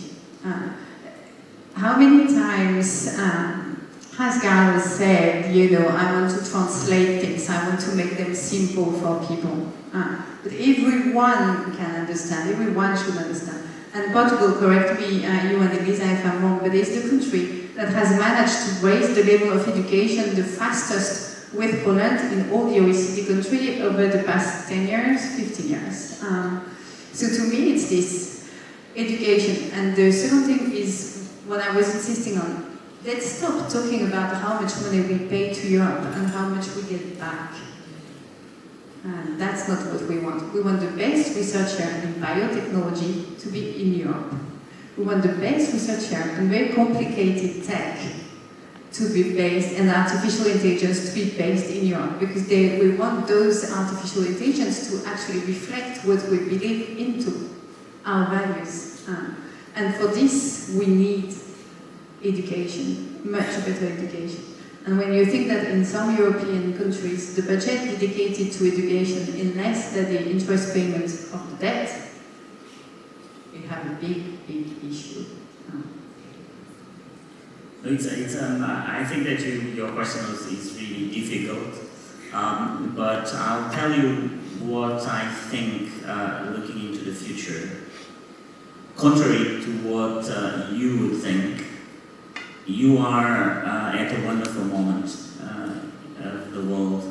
That there's wars, terrible things happening, but I'm jealous somehow of your age, because you're going to see a lot of things that we will not. You will see a fundamental transformation in a world of that computing is at a tipping point of changing to quantum computing. And that transformation, that for my age, we knew how to solve equations where numbers were 0 or 1, it's very different from a tipping point where you'll solve equations where a number can be 0 and 1 at the same time. That is a change that one cannot even imagine, the power of solving equations that for like the last 30 years we were just accelerating computing. Now it's another computing. And and you are there. You will see that. And so I think that just that transformation will change a lot of things in your life that you cannot even imagine, being about health and like treatments for cancer, everything. We saw that. I remember I was a colleague when I was studying of Stefan Bancel from Moderna, which, by the way, that makes most of the people that created these new vaccines of the mRNA, they were all Europeans. Just To be frank, I mean, some of them were in the US, like Stefan Bancel. Ingmar was in Austria. Ugur Sahin is a Turkish-German person that received a grant of 3 million euros from the European Research Council. So, you know, Europe is really at that tipping point. You know, and don't be afraid of saying it. I mean, in terms of fundamental science, this science that is changing in terms of quantum computing, even what I would say is the fundamental science behind artificial intelligence, the fundamental science behind the new, it's Europe. And sometimes you don't see it. You know, we don't see it. I remember when I was in the commission that at some point NASA made a statement about new planets that were discovered where there was life. For the first time we found life in some planets. And it was NASA, and I said, my God, again, the US. And then I saw, no, but the name of the project was called Speculoos. And I said, there's something strange about it, because probably, I mean, because Speculoos, the guy cannot be American. I mean, who knows Speculoos? I mean, he must be, and he was a Belgian guy that basically rented the telescope. He was paid by the European Research Council, but he needed to rent a telescope, and so he rented the telescope. And you know, this is, it's a bit of a joke, but I think that sometimes when you, at your generation, I mean, you don't see, because there's so much noise, that the future will be brighter than the past, whatever people tell you. And that will be based on fundamental science. I mean, if I have a word about the future, is that fundamental science will be the thing. You know, America and the US were amazing at digital, but digital is not fundamental science. And when people ask me, oh, but who's going to be the next Google?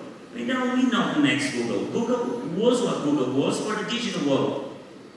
When we had Moderna or CureVac on the vaccines, nobody was asking what will be the next vaccine. Because you don't know. You don't know. But there's one thing you know, it will be about fundamental science, and Europe is ahead of the curve in fundamental science, don't have any doubt about it. So the future will be about investing more in science, investing more at the regional level in science, as Elisa did very well, because these funds, sometimes you look at regional funds and you think that it's just, no, regional funds are science, are innovation, are small and medium companies that are in parts of Europe that were not investing, and now Europe is doing that. I will not forget that we had 100 billion in Horizon Europe for innovation in science, but we had another 100 billion at least with the Commissioner Ferreira. And so I think that if I would tap in 2040 or 50, would be in Europe that will be at the top, as the US were at the top in the digital, that we were at the top of this fundamental science, and you will be there, and you have to be, you have to think about it, and even in difficult times to think that it's just points in time, but your generation will be there to see. Thank you. Another question, this lady in the middle, please. You? So, thank you. I have a question. You talk about the local to connect to the global, but for example, if the local, the mayor in the city, is not really, didn't appreciate the European Union, it will not play the game. So what are you doing to do, for example, to connect with people without using the local institution? What is the communication? How can you attract people? How can you connect to people? Because we cannot be surprised of criticism from the population to say that Brussels and others are so far from them if you did not go to see them where they are. So what are you going to do with this time? Maybe we could take another question from this side, because this is a bit uneven.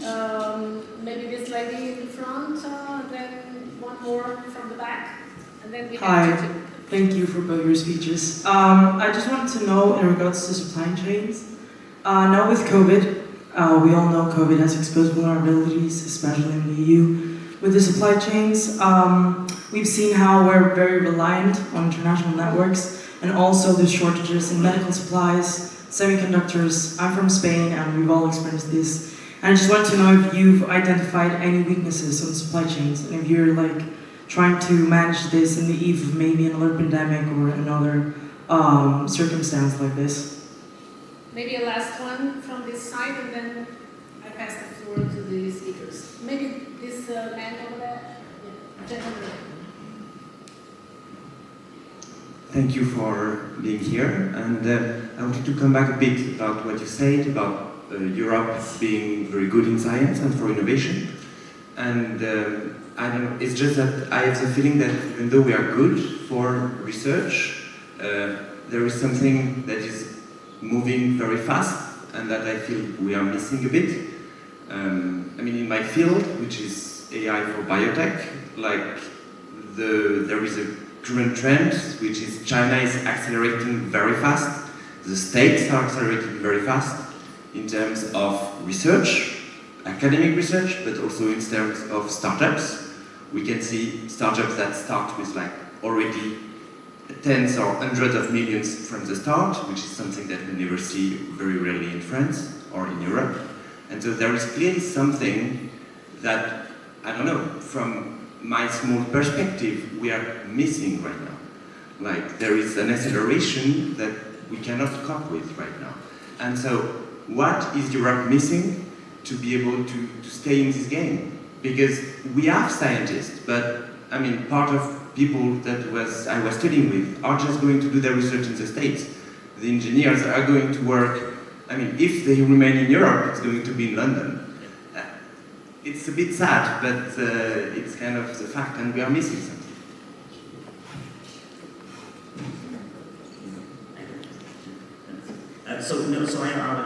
I'll answer the easy ones, and Laurence will go for it because she's an economist. And I just first to you, to the local.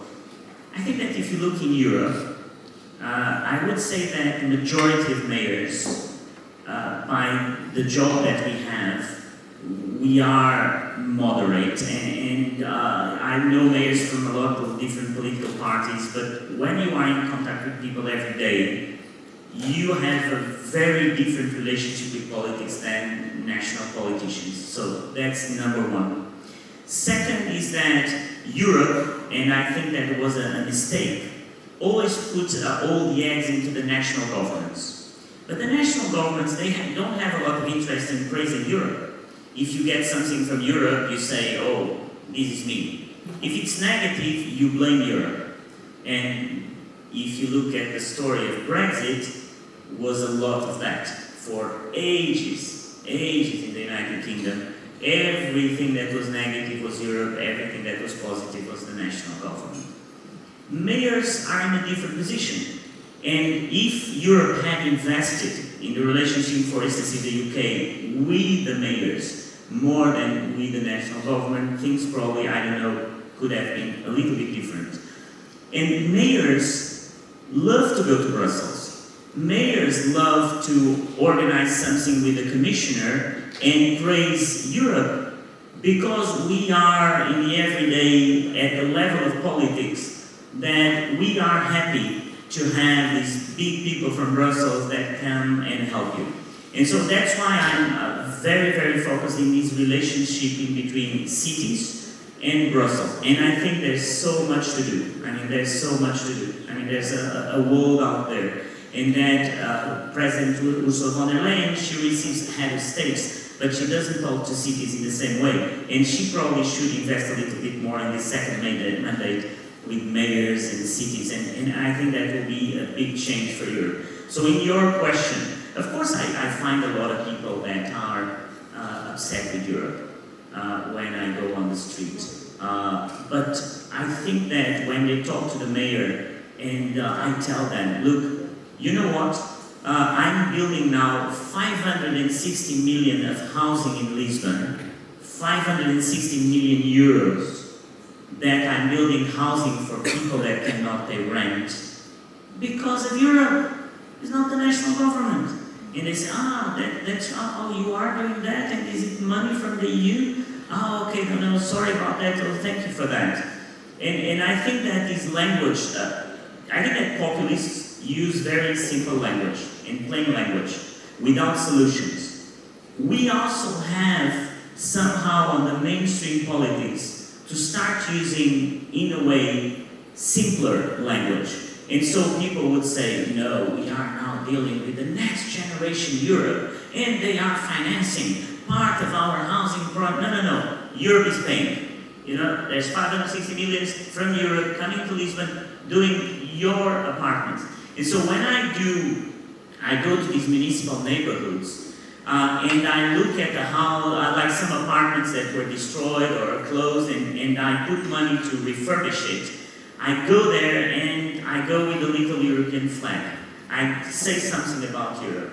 And so I've been working a lot with neighborhoods where very vulnerable people live, and they don't know these connections. So, of course, you'll find mayors in Europe that probably are anti-Europe. I don't know them. But what I know is that I know a lot of mayors from different parties, and we get along very. I mean, when I sit down with Sadiq Khan and I sit down with Anne Hidalgo and I sit, you know, we're not talking politics and talking that if we are agree with. I mean, we have exactly the same problem. So, to your question, I think that the majority of us want to help Europe because we need it for our people.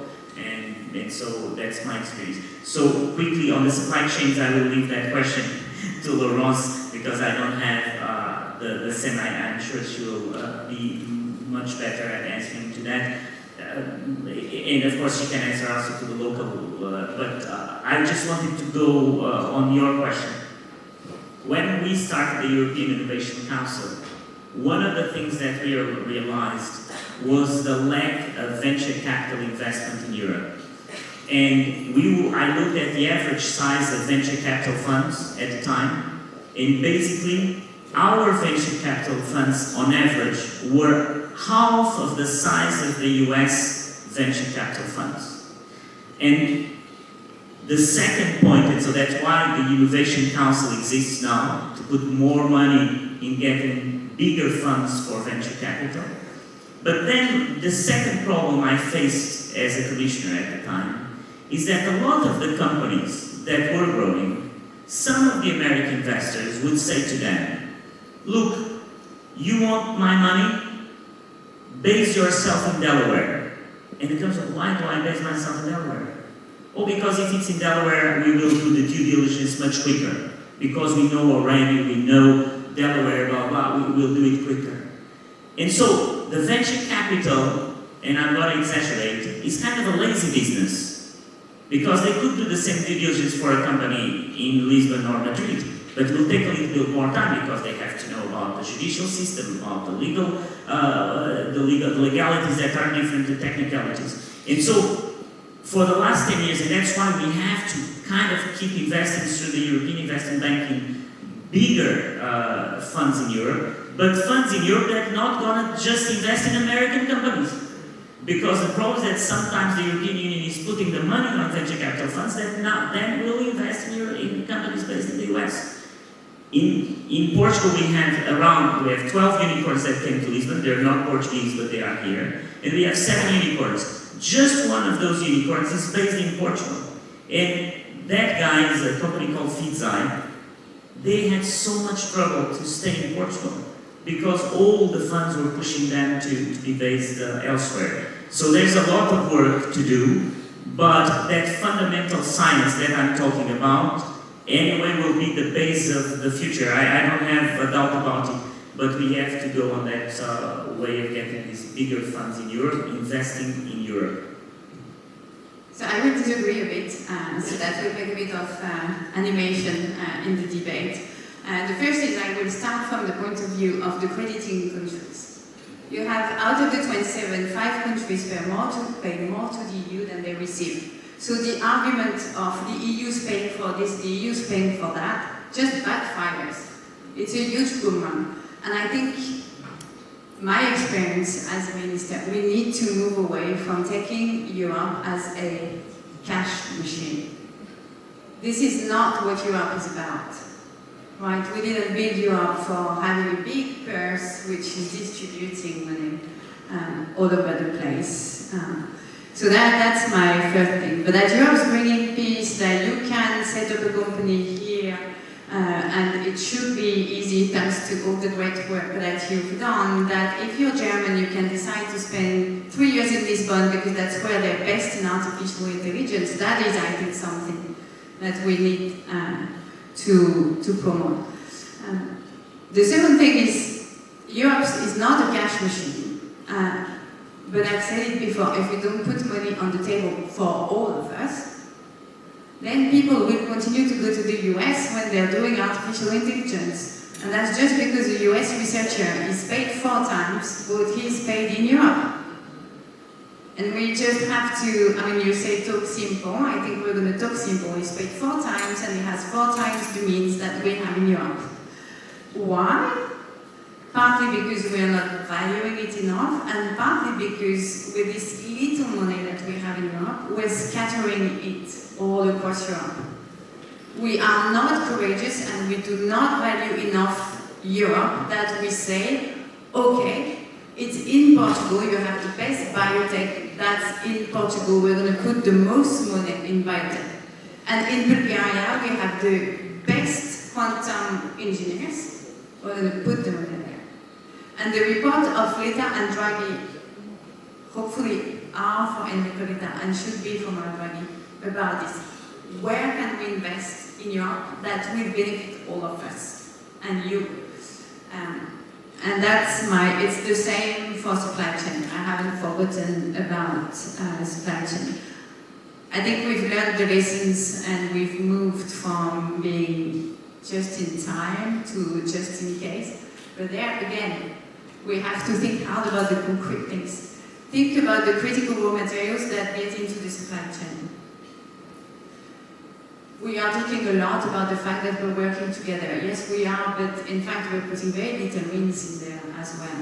We have a few billions going in there. We haven't aligned countries, we haven't set up the fund yet, so that all the firms gather together, and rather than thinking they can take advantage on some of the firms somewhere in the EU, we all need these critical raw materials. We go and buy and invest. FDI for me is about this all together. The famous energy platform, where we were supposed to have common purchases last year. I can tell you that Elisa's colleagues had to beg all the European companies that were big to participate into it, because what's in there for me? I'm a big company, I can do it by myself. So the reason I'm insisting for solidarity across and stopping to think about just return and I put €1 in Europe, they will put €1 back in my country, is for this. I mean, when you work together on something, you're not computing the time to get part of the grade, right? So we should be doing the same. Then I will add on a positive note, because I really like what you were saying about moonshot and non-self. We have stopped giving you hopes, which is what I really like with what you were saying. We have given you this idea that we were all going to end up in 10, 20, or to your question, by 2040, in the worse condition than what we are today. I don't think that's true either. I think we will address climate change. We are doing it. We're the region in the world who's doing the most about it, and nobody seems to, we obviously have a communication problem on this. Dan Senko did the COVID vaccine, sorry. He can tell you that 80%, I'm not a scientific, so please take that with a pinch of salt. I believed him, right? 80% of vaccines are virus. In 5 or 10 years' time, we'll be able to take a sample of your own cancer, send it in the cloud, have your artificial intelligence working on it with the algorithm, and send back the vaccine that's for you. And that's fantastic. We tend to forget that we have lifted 1/3 of the world population out of poverty over the past 30 years. We can do the same here. Elisa was quoting how the countries of the last wave of enlargement have benefited. So I think if you had a mission at the end of the week, is find the next moonshot for Europeans. Thank you. Well,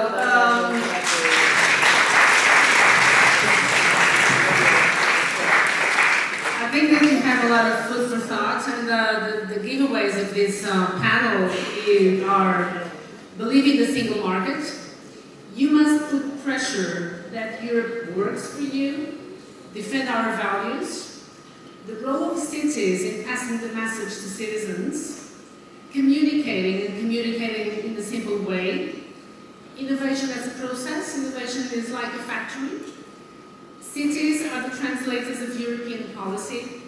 Education is the basis for everything, fundamental science, very important. The President of the Commission should take a talk to the mayors. Simple communication, Europe is not a cash machine, and in the end, I think we can all go away with this message. What can I do for Europe?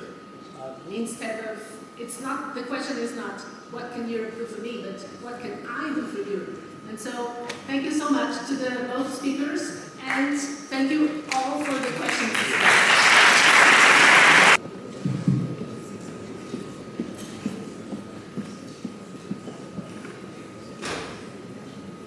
Good afternoon. Let me start introducing myself. This is Frances Pardo, the director of the Academia European Leadership, one of the organizers of this event. And it has been a great honor and a great pleasure to be involved on this project. But let me remark the incredible work developed by the people from the Academia North Europe, led by Sofia Fernandez, which it has been incredible what they did during the last year, so thank you very much for all you did for all of us. Being said that, let me welcome you to this round table. We are going to talk about, or we are going to try to answer the question towards European defense. It's clear to me that the ongoing war in Ukraine has completely highlighted the urgency of this topic. Russia's aggression has caused a lot of human suffering, but it has also raised significant security concerns across Europe. This crisis underscores the need for a robust and unified defense strategy within Europe, because we can say that European countries are dependent on the US in terms of security, in terms of defense. In that sense, it's the evolving nature of the global threats calls us to address regional challenges, calls us to improve Europe's strategic autonomy, and one of the main axes of this new model should be, or could be, the defense axis. So, we are fortunate to have NATO. NATO is playing a crucial role in protecting Europe. NATO is playing a crucial role on defending the values of democracy, but maybe it's time for a reevaluation of the Europe's defense capability, because maybe one day we will need to work separately from NATO. And for offering all of us valuable insights on this topic, we have two incredible experts with us. We have Madame Gnesotto. It's a difficult name for me. I am trying to, I have practiced a lot, but it's not Gnesotto? No? Gnesotto. And Madame Matelly. Madame Gnesotto is the Vice President of Jacques Delors Institute. She's a former Deputy Head of the French Ministry of Foreign Affairs Centre d'Analyse et de Prévision. She headed the European Union Institute for Security Studies.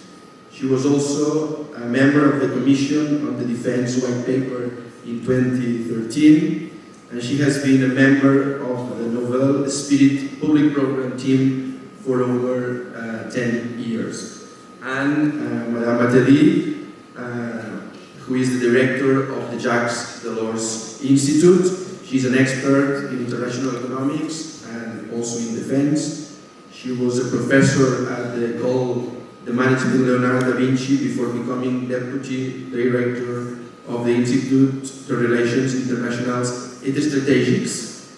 And since 2023, she has been the director of the Institute Jacques Delors. The way in which we are going to develop this panel is the same one that you have already seen. So I will ask a couple of questions to each one of them, and after that we will open a discussion where all of you are invited to ask as many questions as possible. So let me start from my right side. So the question I would bring you would be, what should be a European defense, and in that sense, what role should play the United States and what role should play NATO?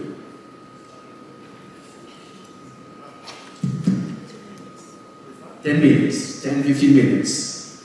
Merci beaucoup, thank you very much. I'm glad to share with you some questions and not certainties, but questions about the future of European defense. The first point would be that as young people reading media, reading newspapers, you may believe that for the EU, having a common defense policy is a normal thing. It's a normal ambition for the future. But what I would like to say first is that it's not a normal policy. It is not. Because defense is not something like cohesion or like competitiveness or like research. Defense policy is a very special one because it's a matter of death. It's a matter of dying together and accepting to die together for somebody else that you don't know, that you cannot even pronounce a name. So it's something very different than the other policy of the EU. It's a very political one. And I must say that very seriously, because you may read, for the time being, you read many things saying, defense is a new policy, it's a new thing, it's fashionable, the EU is doing a lot in defense policy. Yes, it's true.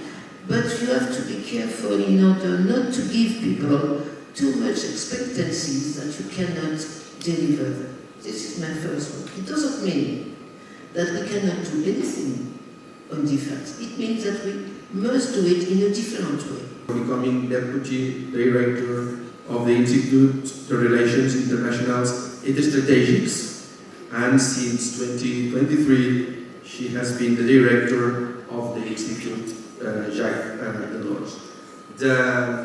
The way in which we are going to develop this panel is the same one that you have already seen. So I will ask a couple of questions to each one of them, and after that we will open a discussion where all of you are invited to ask as many questions as possible. So let me start from my right side. So the question I would bring you would be, what should be a European defense, and in that sense, what role should play the United States and what role should play NATO?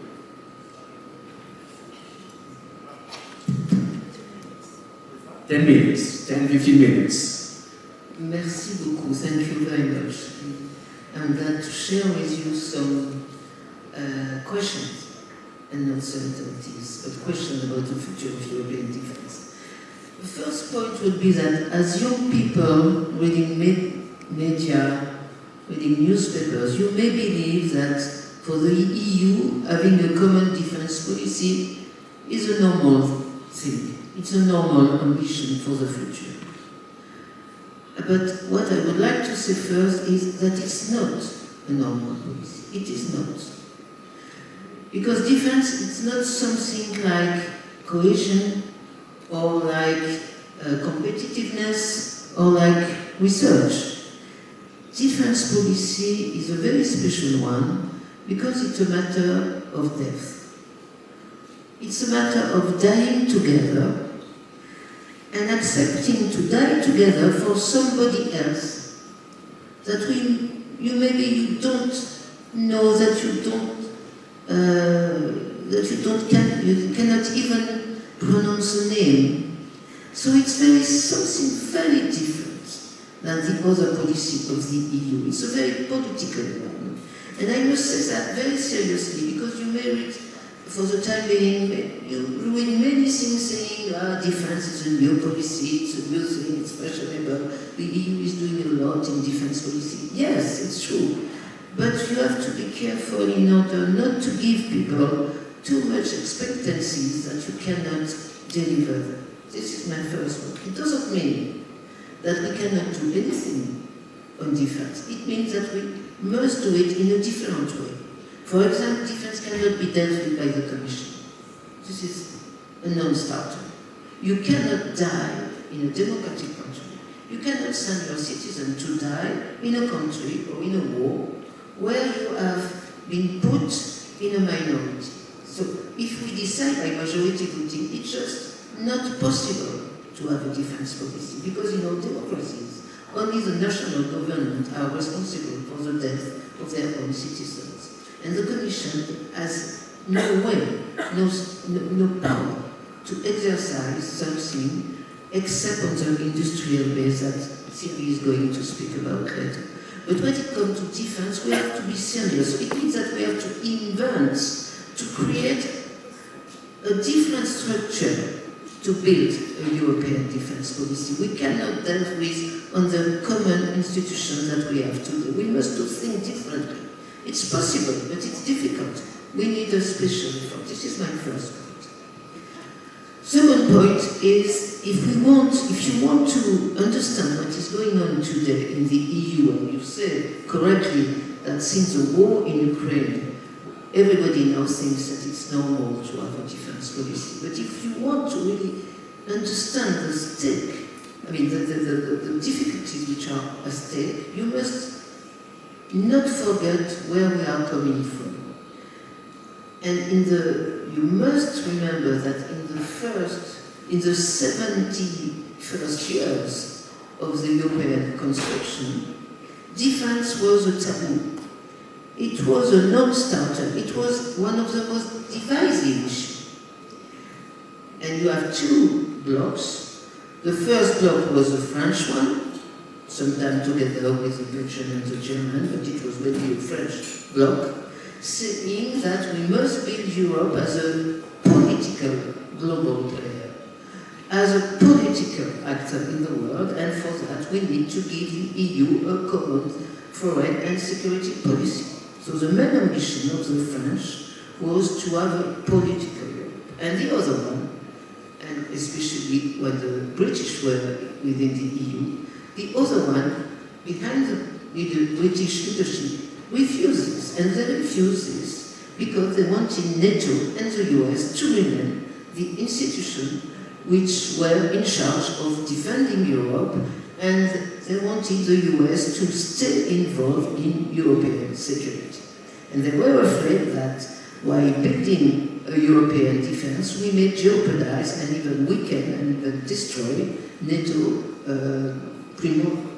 most important role regarding the defense of Europe. And then, of course, so this was the European legacy during 70 years. So it's still in the mind of the people.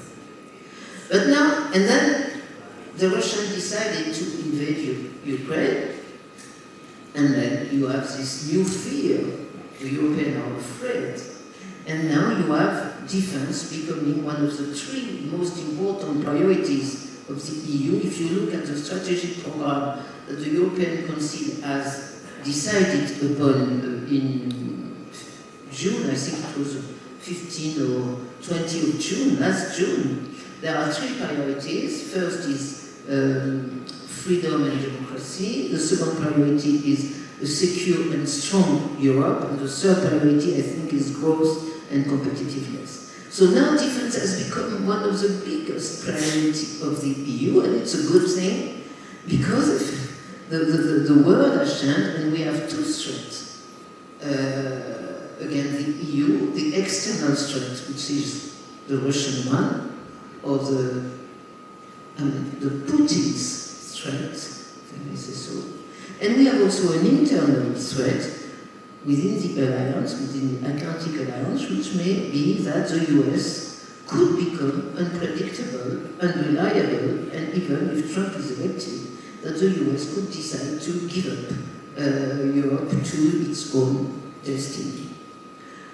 So, with these two external and internal threats, of course the Europeans are obliged to think about their own defense, about their own autonomous, what we call strategic autonomy, because the worst thing for the EU will be not to be anymore defended by the US and not to be yet defended by the EU. So there is I would say, a 5 years wall, a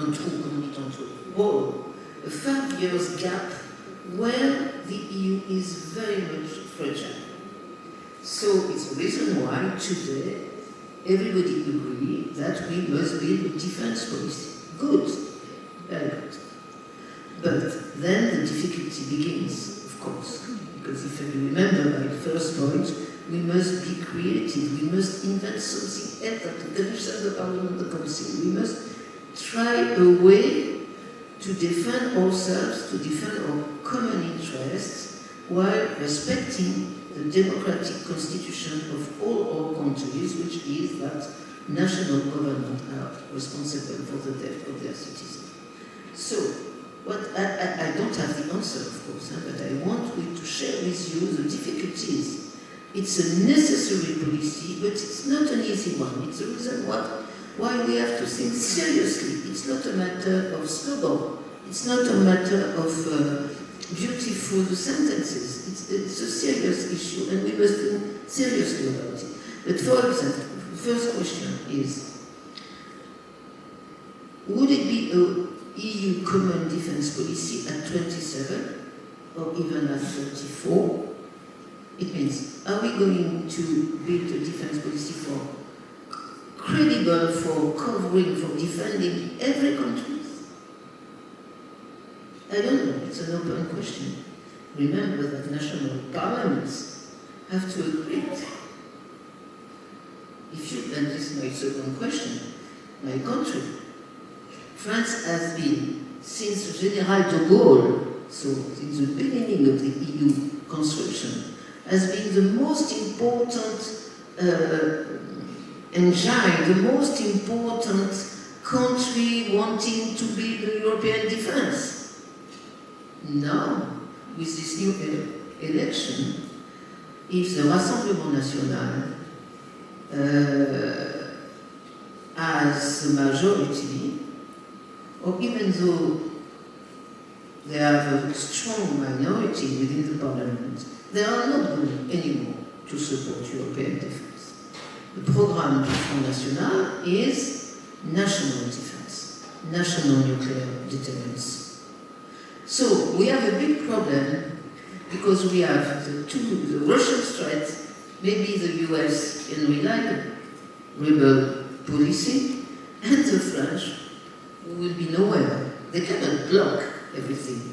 They will not be anymore, I think, I hope I'm wrong, they will not be anymore a leader in this. So it will be a difficult problem for building a European defense policy because within the EU, only the French have a nuclear deterrence, only the French are a permanent member of the UN Security Council, and together with the German, they are the strongest military army.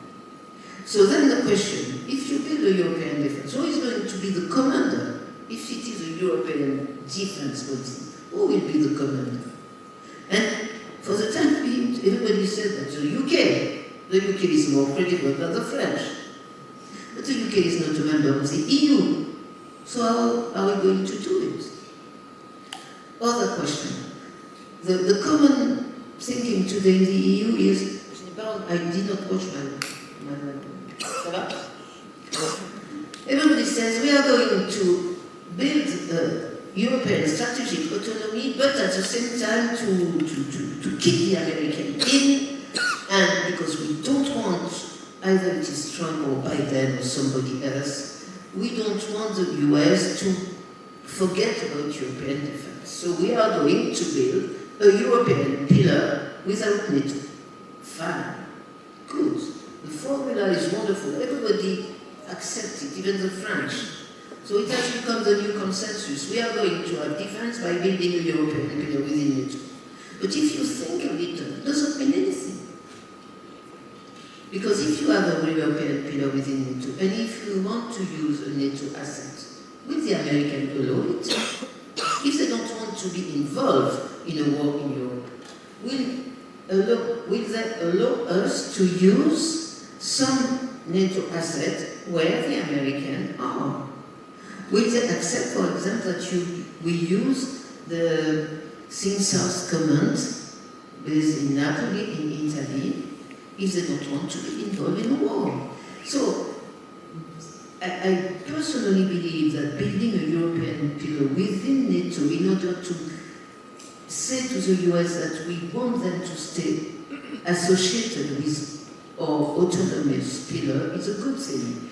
But it's not an easy thing to practice, because we have to build a European pillar which could be separated from NATO and at the same time within NATO. So serious job has to be made on this, and for the time being I don't think anything. So you have many questions to think about it, and you are lucky, because it will be one of the most important questions in the EU in the next future. And we are expecting new ideas in order to build this, which is, in my view, the most difficult issue the EU will have to solve. Because there are four options for the future if we are threatened, and I will finish on this. If the EU is really threatened by either Putin or any kind of future Russian authoritarian regime, what can we do? Some countries would like to go to Washington and sign a bilateral defense treaty between their country and the US in order to be safe. The Polish have already said that they are ready to do that.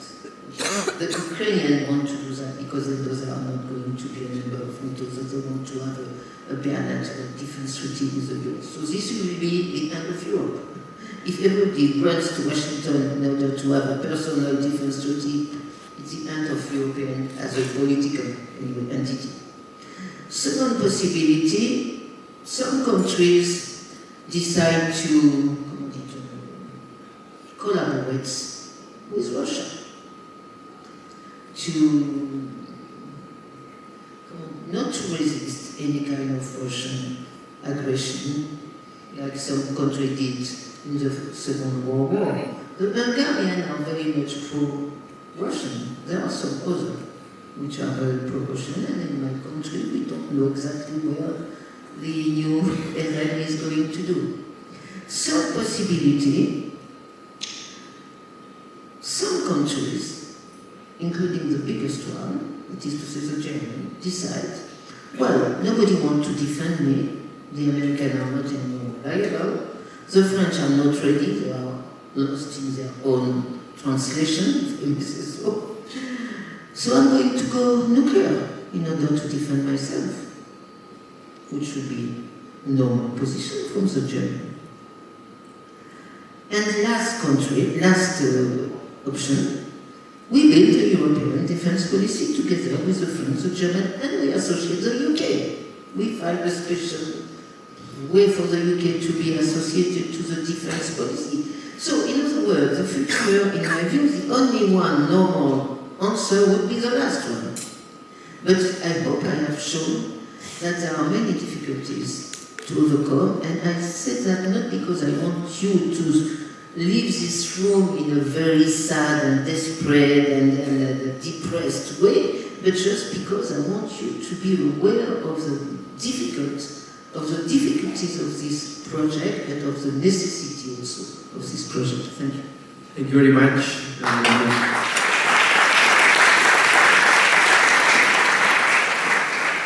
In order to go one step further in our discussion, I would ask Madame Matelly what military and industrial capabilities should be deployed in Europe, and how can we do it, and how much should we do it?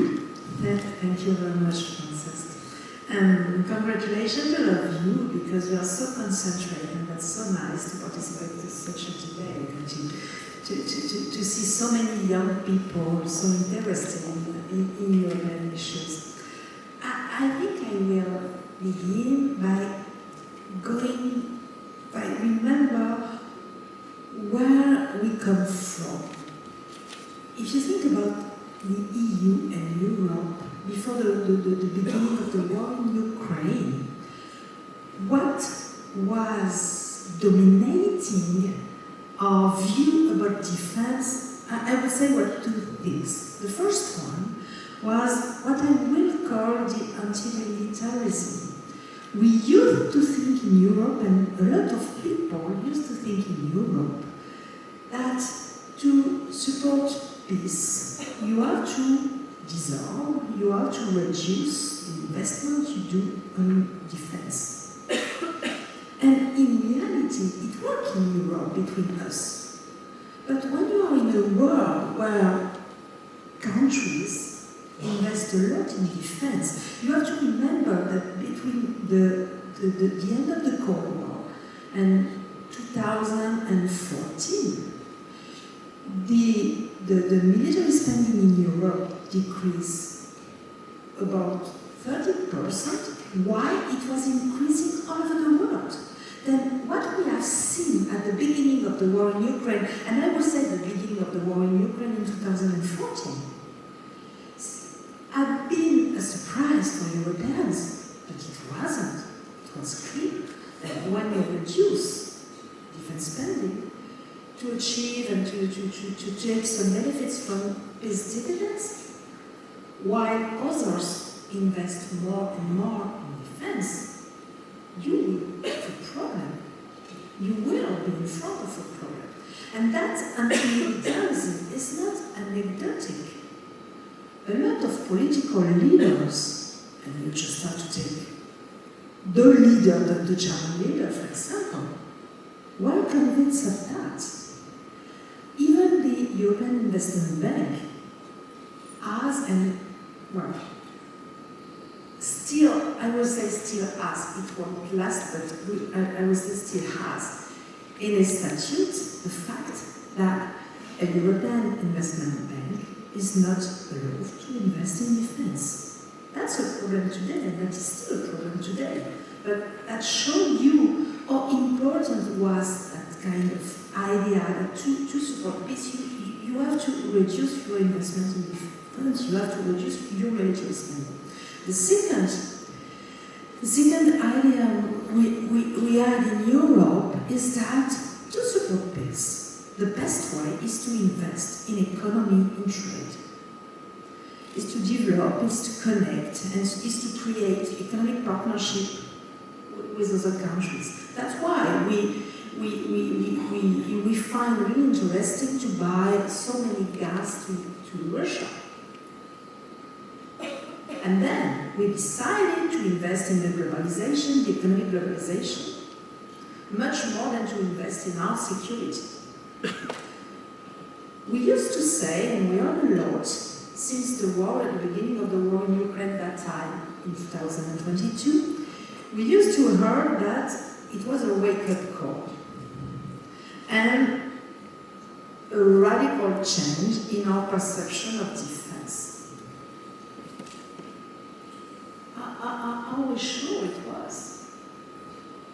I remember in 2016, when Donald Trump was elected, and he questioned the fact we were lied, we wake up too.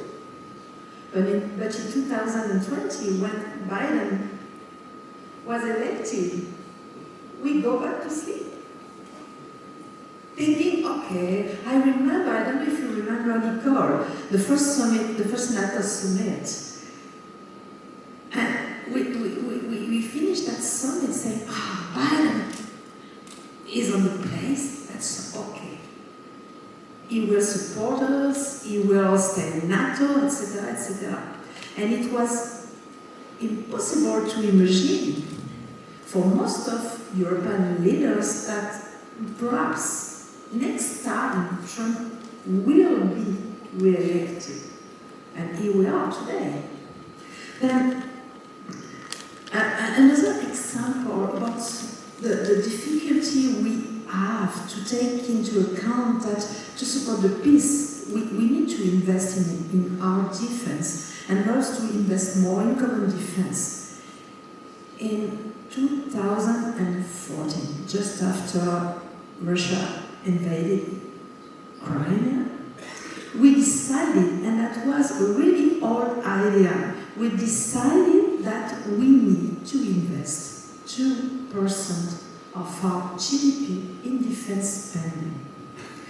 When the war began in 2022, 23 countries in Europe were still investing less than the 2%. 23. Only, well, it may be 22, because only the Baltic states, Poland and Greece, invest more than 2% of the GDP. We were so far, just 8 years after we involved and we decided to invest such money, we were so far from to achieve this objective. And then, at the beginning of the war in Ukraine, 2 years before, we had seen the lack of readiness to war we had in Europe, or we were dependent on the US to support and to help us to secure Europe, but also to buy equipments and to buy arms. We had seen also the fragmentation of our markets. What is the fragmentation of our markets? It is the fact that when we invest in defense, we invest in national defense, we invest in our companies. I remember at the beginning of the European Defense Fund, which is a fund put in place by the Commission in 2016, a result of the election of Donald Trump and the Brexit. And and companies were feared that with that European Defense Fund, we invest less in domestic companies and much more in other European companies. And we are that reflex of nationality and domestic investment.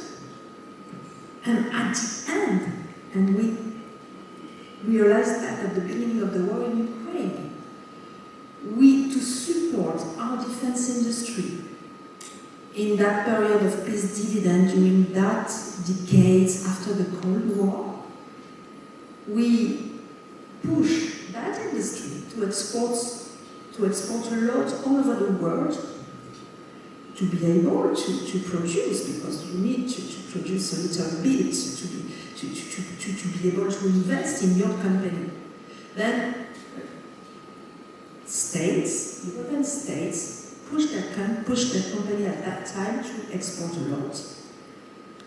And you had seen competition on the same markets between European companies, but they were in reality French companies, Italian ones, etc., etc. But they were in competition on the same markets outside Europe. And in the same time, at the beginning of the war, we were not able to have the capabilities to support Ukraine, and we had to import a lot. A statistic was produced at the beginning of the war. It's difficult to check that statistic, but that we had to import 80% of the equipments we need to support Ukraine. Even if we export so many equipments all over the world. Then, what are we supposed to do in that circumstance? That's not so difficult to understand. We need to invest more. And we have done that.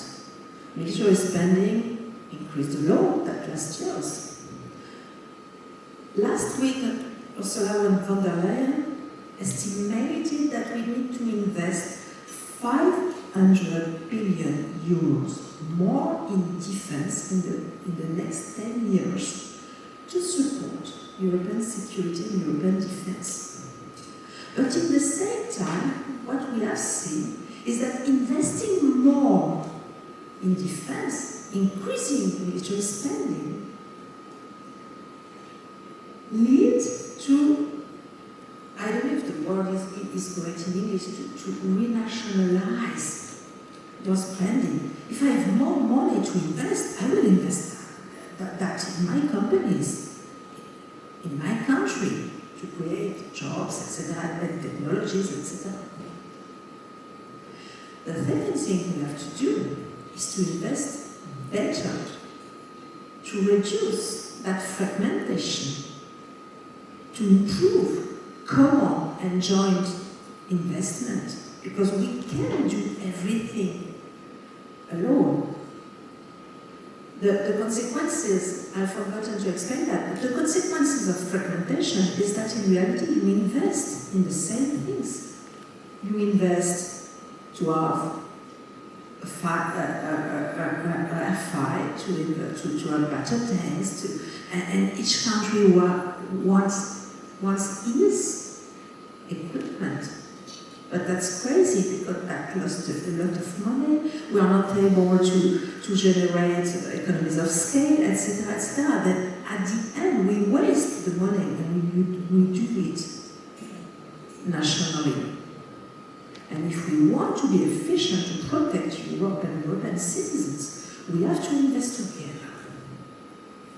The third objective. The Commission, and Nicole told us, invest a lot of energy in that project to invest more, to invest better, to invest together. But as Nicole said us yet, in reality, the Commission do whatever she can, even more than she can. But it has not the competency to do that. It is still a national competency. What have we done since the beginning of that war in Ukraine, even since the election of Donald Trump,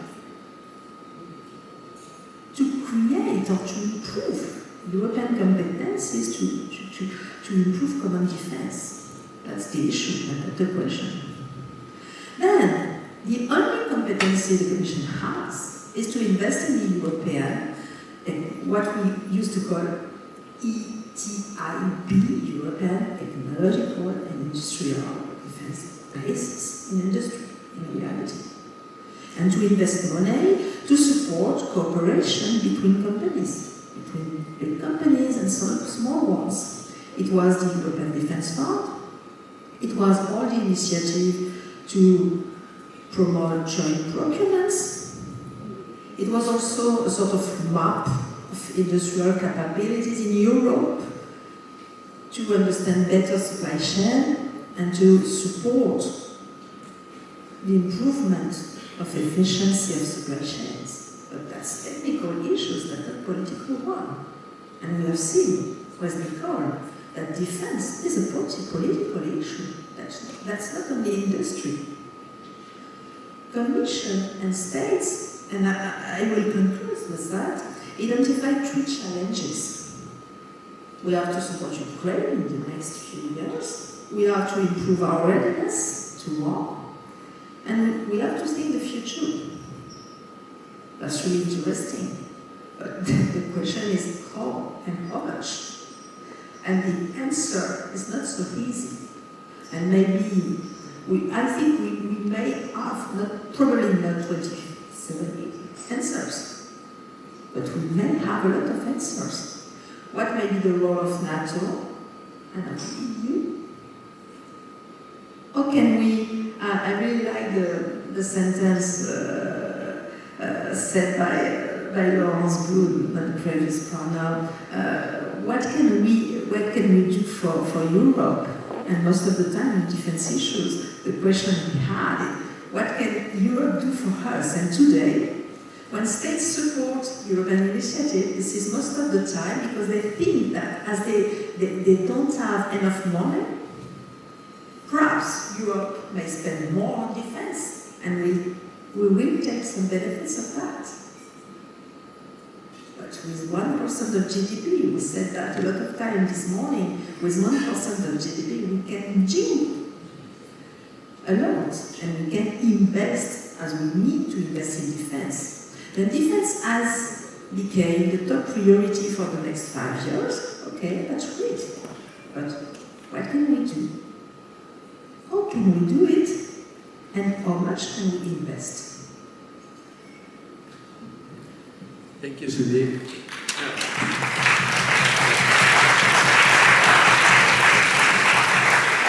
Before opening the discussion, as you took some notes, I don't know if you want to add something or complement what. Okay, so raise your hands, please. We will gather a couple or 3 questions, and then we will try to make 2 or 3 rounds. So the girl with the blonde hair here, and then we skip there. Thank you very much for your insights. I've been following the OSCE scholarship on peace and security, and especially we've been talking about disarmament, how there's 1 gun for every 8 people in the world, and like the great numbers of how much arms there are in conditions available to violence in the world.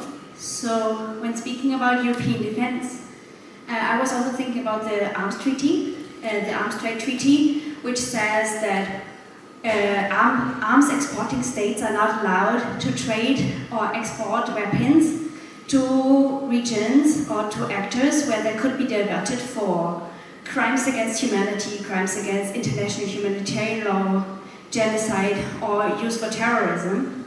So my question when thinking about arming Europe again and raising European defense is also how to ensure that there's not more violence and that the arms of Europe are not fueling conflicts in other parts of the world. Thank you. Yeah. So first, thank you for the speakers, and I am very glad that we have a session on defense with 2 women.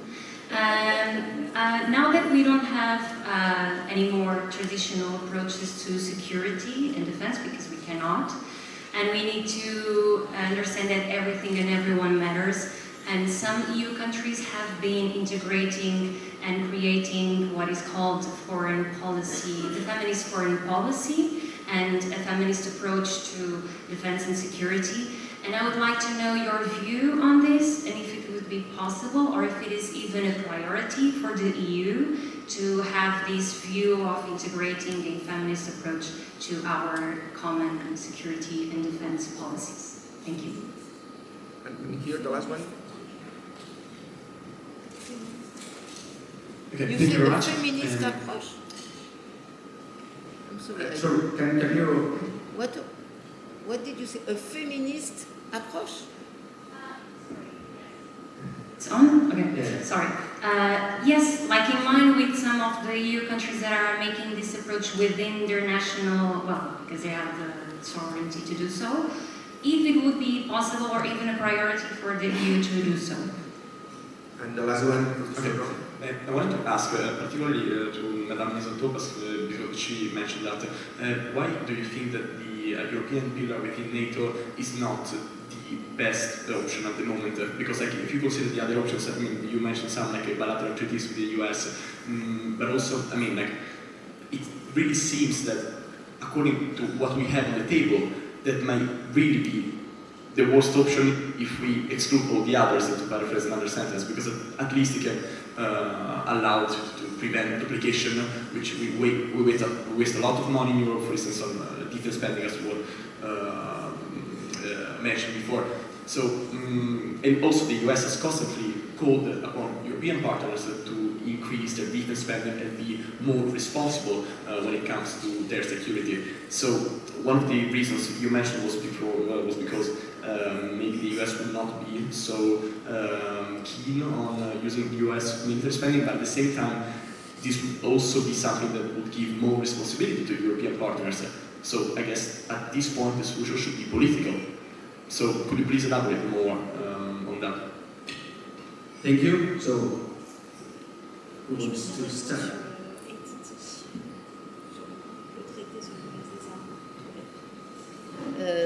The micro. First of all, I want to say something on my shoes, because when I look at you first, the first thing I see is my shoes, and there are terrible shoes, and don't believe because I don't care, just because I have a big problem on my feet and I cannot wear something else, so I want to apologize for these horrible shoes. Okay, it's said, it's done, now no, c'est horrible, c'est absolument horrible. Usually I'm more elegant than this. But, I'm coming back to your question. First, I'm beginning by the last one. No, I've said that the European pillar is the best option, but it is a difficult option to implement. It's beautiful on the paper.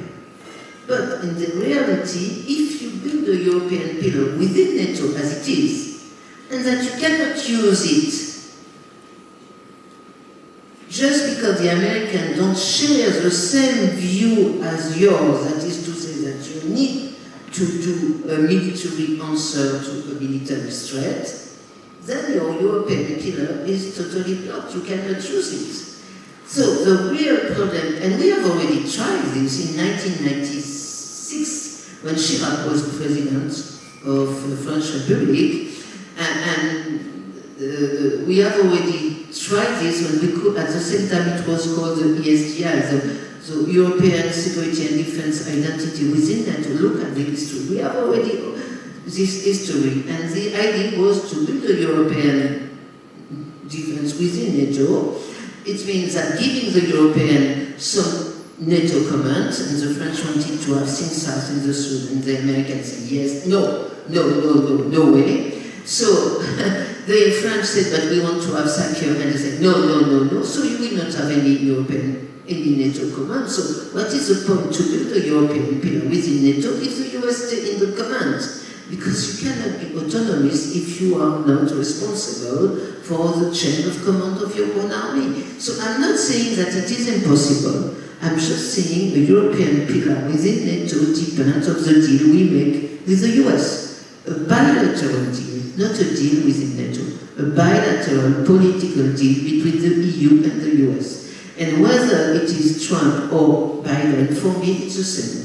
Because there is a strong, deep trend within the US, whatever the color of the president will be, there is a strong trend toward more unilateralism, including with the Biden.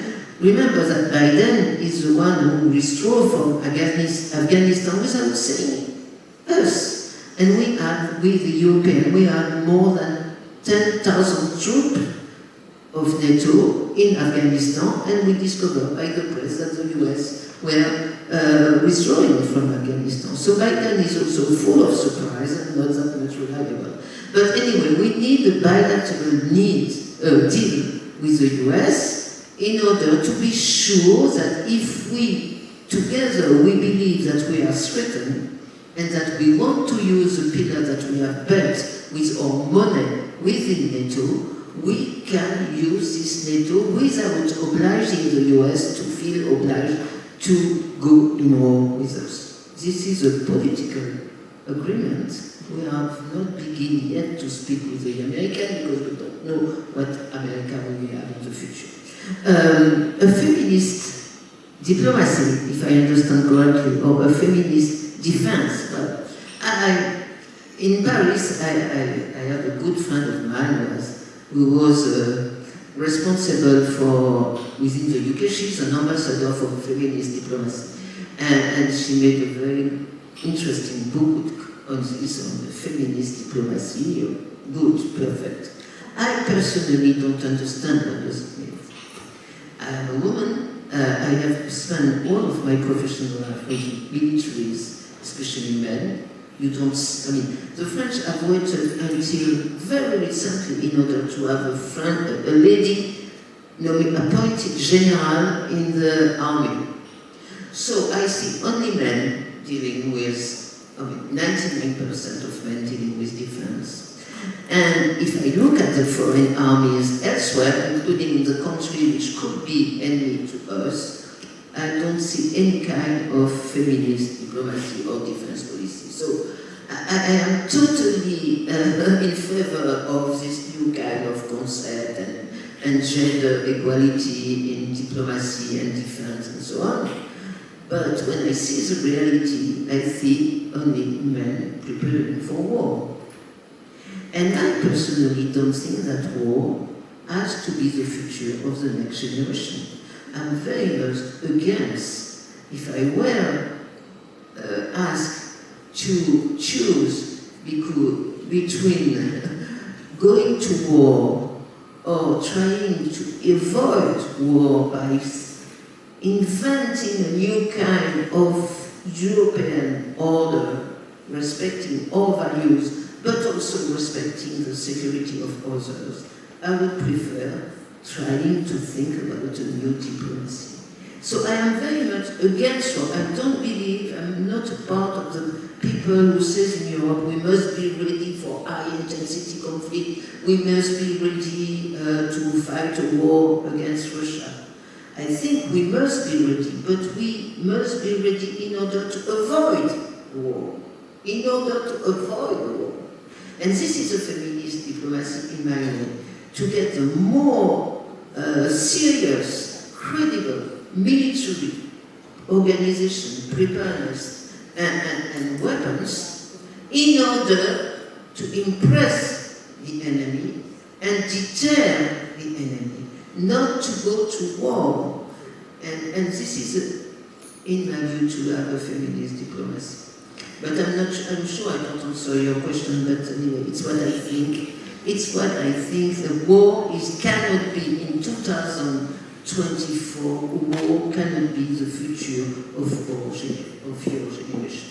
It cannot be. So do everything you can in order to avoid that war is the only one solution left to our government. There are other solutions, but we must be creative. But while preparing for the worst. And then on disarmament, I'm going to say the floor to see. Thank you, Nicole. And thank you very much for the question about the arms trade treaty, because it will give me the opportunity to insist on one thing I said, but I didn't take the time to insist on that. First, I would like to remember that the Arms Trade Treaty was inspired by a European initiative and was supported by European NGOs. That's really important to remember. It was inspired by the Code of Conduct we put in place at the end of the 90s. That Code of Conduct,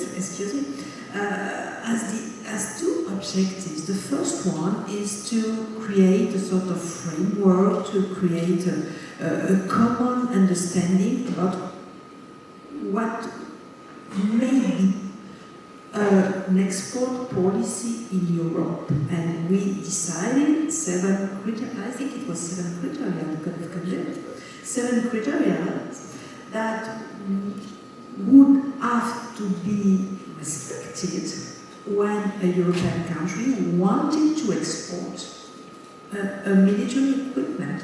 And if the country decided to export even without respecting the 7 criteria, they were supposed to inform other countries, their partners in Europe, explaining why they decided finally to export without respecting that criteria.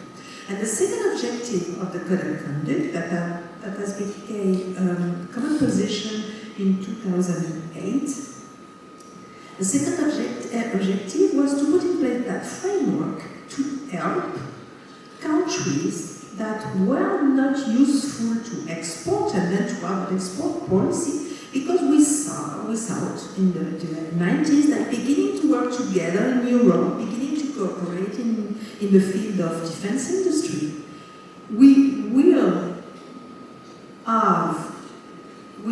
improve exports from all over Europe, and a lot of countries were not useful about export control, and they will need to be trained, to be supported by other countries to be able to export with a good export policy, it means without creating risk for Europe and European countries while exporting arms all over the world.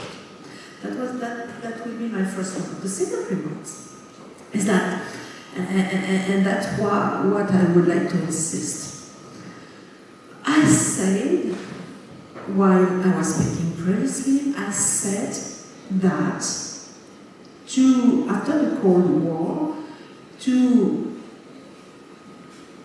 allow our defense company to survive this dividend, we pushed them, that was the state and the countries, we pushed them to export all over the world. In reality, that's not exactly all over the world. This is in countries where security and stability is not ensured. And where it's exporting, I think, that's my own view, I think we are creating instabilities and risk of war, destabilization, and then we are creating threats for us. And I would like to think, and maybe I'm dreaming, but sometimes you need to dream, and that's important to dream and to have a sort of idealism. I would like to think that if we improve our cooperation in the field of defense in Europe, if we put in place or push a sort of European preference, then perhaps our industries, our defense industries, won't have to export so much all over the world, and that such unstable countries in several parts of the world, because they will be able to survive, to invest, to innovate, etc., only with European market and with the European market,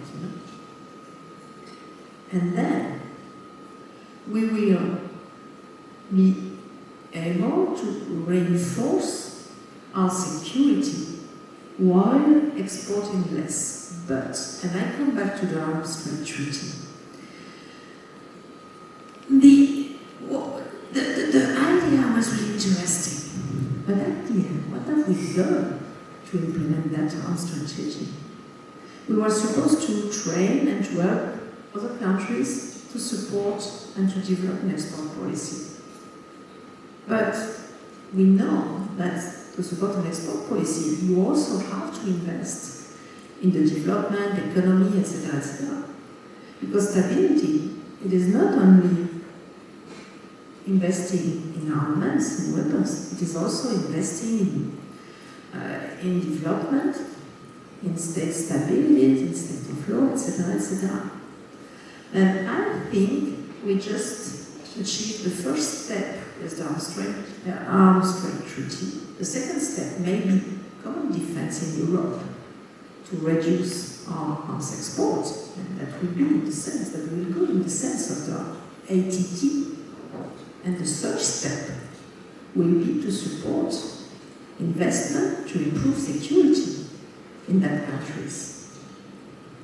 And I don't know if it is a feminist answer, but well. Okay, risking my life, I would say that we have time for 2 more questions. So, a guy there, and maybe one here, and the guy there, in the second row. So, please go ahead. So, and short questions, please. Very okay, short as possible. Okay, I'll try to be short. Especially to answer to the first speech from Nicole and Gnesotto. You spoke about the question of leadership, which is very interesting. And as a very simple starting point, like if the US wants to go into war, the federal state can take a decision that will be for all states. And as you said, in Europe, we cannot do that. Like each state has this responsibility. And given that government change all the time, that we have even some pro-Russian government inside the European Union, I just arrived to the conclusion that it's not the same as you listening to you, which is European defense just will never work.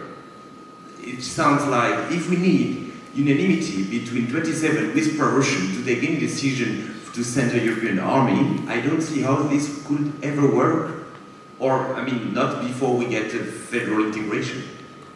So, I don't know. What's your point? How do you arrive to this conclusion? Thank you. Here. Thank you for this presentation. I think we all agree that we need to reinforce our military industry, that we need to get stronger. But if there is ever a war in Europe, we would need a manpower. So what do you think about the introduction of the obligatory military service in the European countries, or maybe on the level of the European Union? I know this is not in the competence of the European Union as such, but the competence of the national state. But what do you think it was opening discussion a bit about this issue and not talking about this? Thank you. Une dernière? Non? Only two?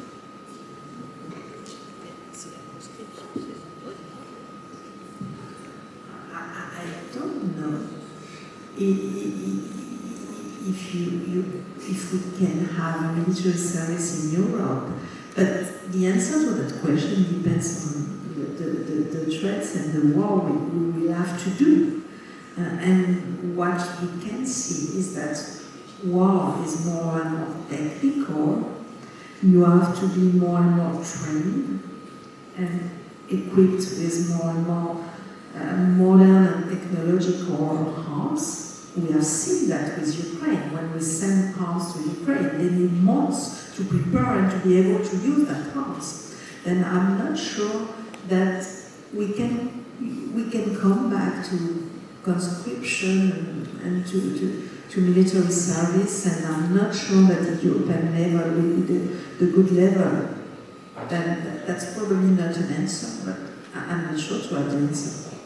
I'm sure I have not the answer. Yeah. Where is it?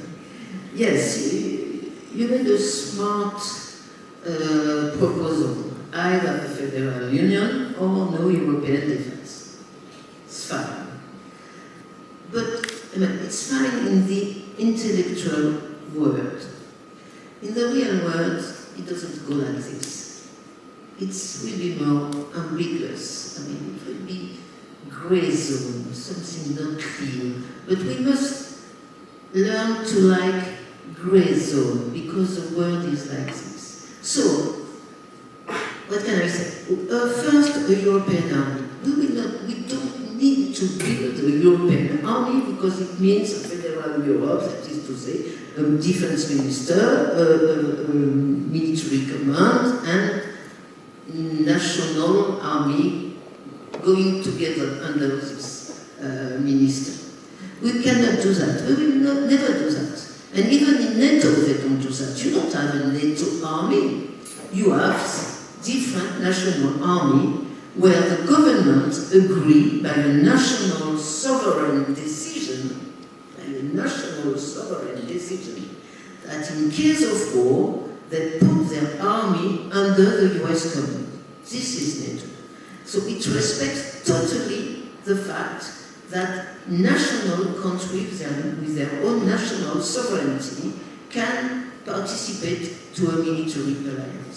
And this is the only one model. And it's not to create an integrated. And in peacetime, the NATO armies are national armies. I mean, they are not at all integrated in peacetime. So this is the kind of thing we have to aim at. And we have to, the only difference with NATO is that we need to build a European chain of command, not a US chain of command, a European chain of command. So this is the only thing we have to do. The national army may remain national in peacetime. And then we'll have agreement that in war times we will go together under this European command that we will have been before the war. And this is the difficulty. Who will be the commander? Some countries say it cannot be the French. The French are crazy, even before the election. Even before the election, the French are not reliable, and anyway, we don't want to be under the French government because Napoleon, so no. We don't want to have a German command because Germany, we know what it is. It did so many mistakes in history, so we don't want anyone to be under the German command. We would like to be under a UK command, but they are not anymore in the EU, so it could be a problem, and no, it cannot be the EU. And then the other countries, they are too small countries, we cannot be under Belgian command or Estonian command, it's just ridiculous, I wish I would not be afraid of, etc., etc. So there is not a real good, obvious, visible solution. It will be a matter of great compromise between countries, and we have to build with that. We have to live with that. Second question, qu'est-ce que c'était? J'ai pas noté. What was the second question? With the conscription. But every country does what it wants. I don't remember the precise number of countries, but as I think there are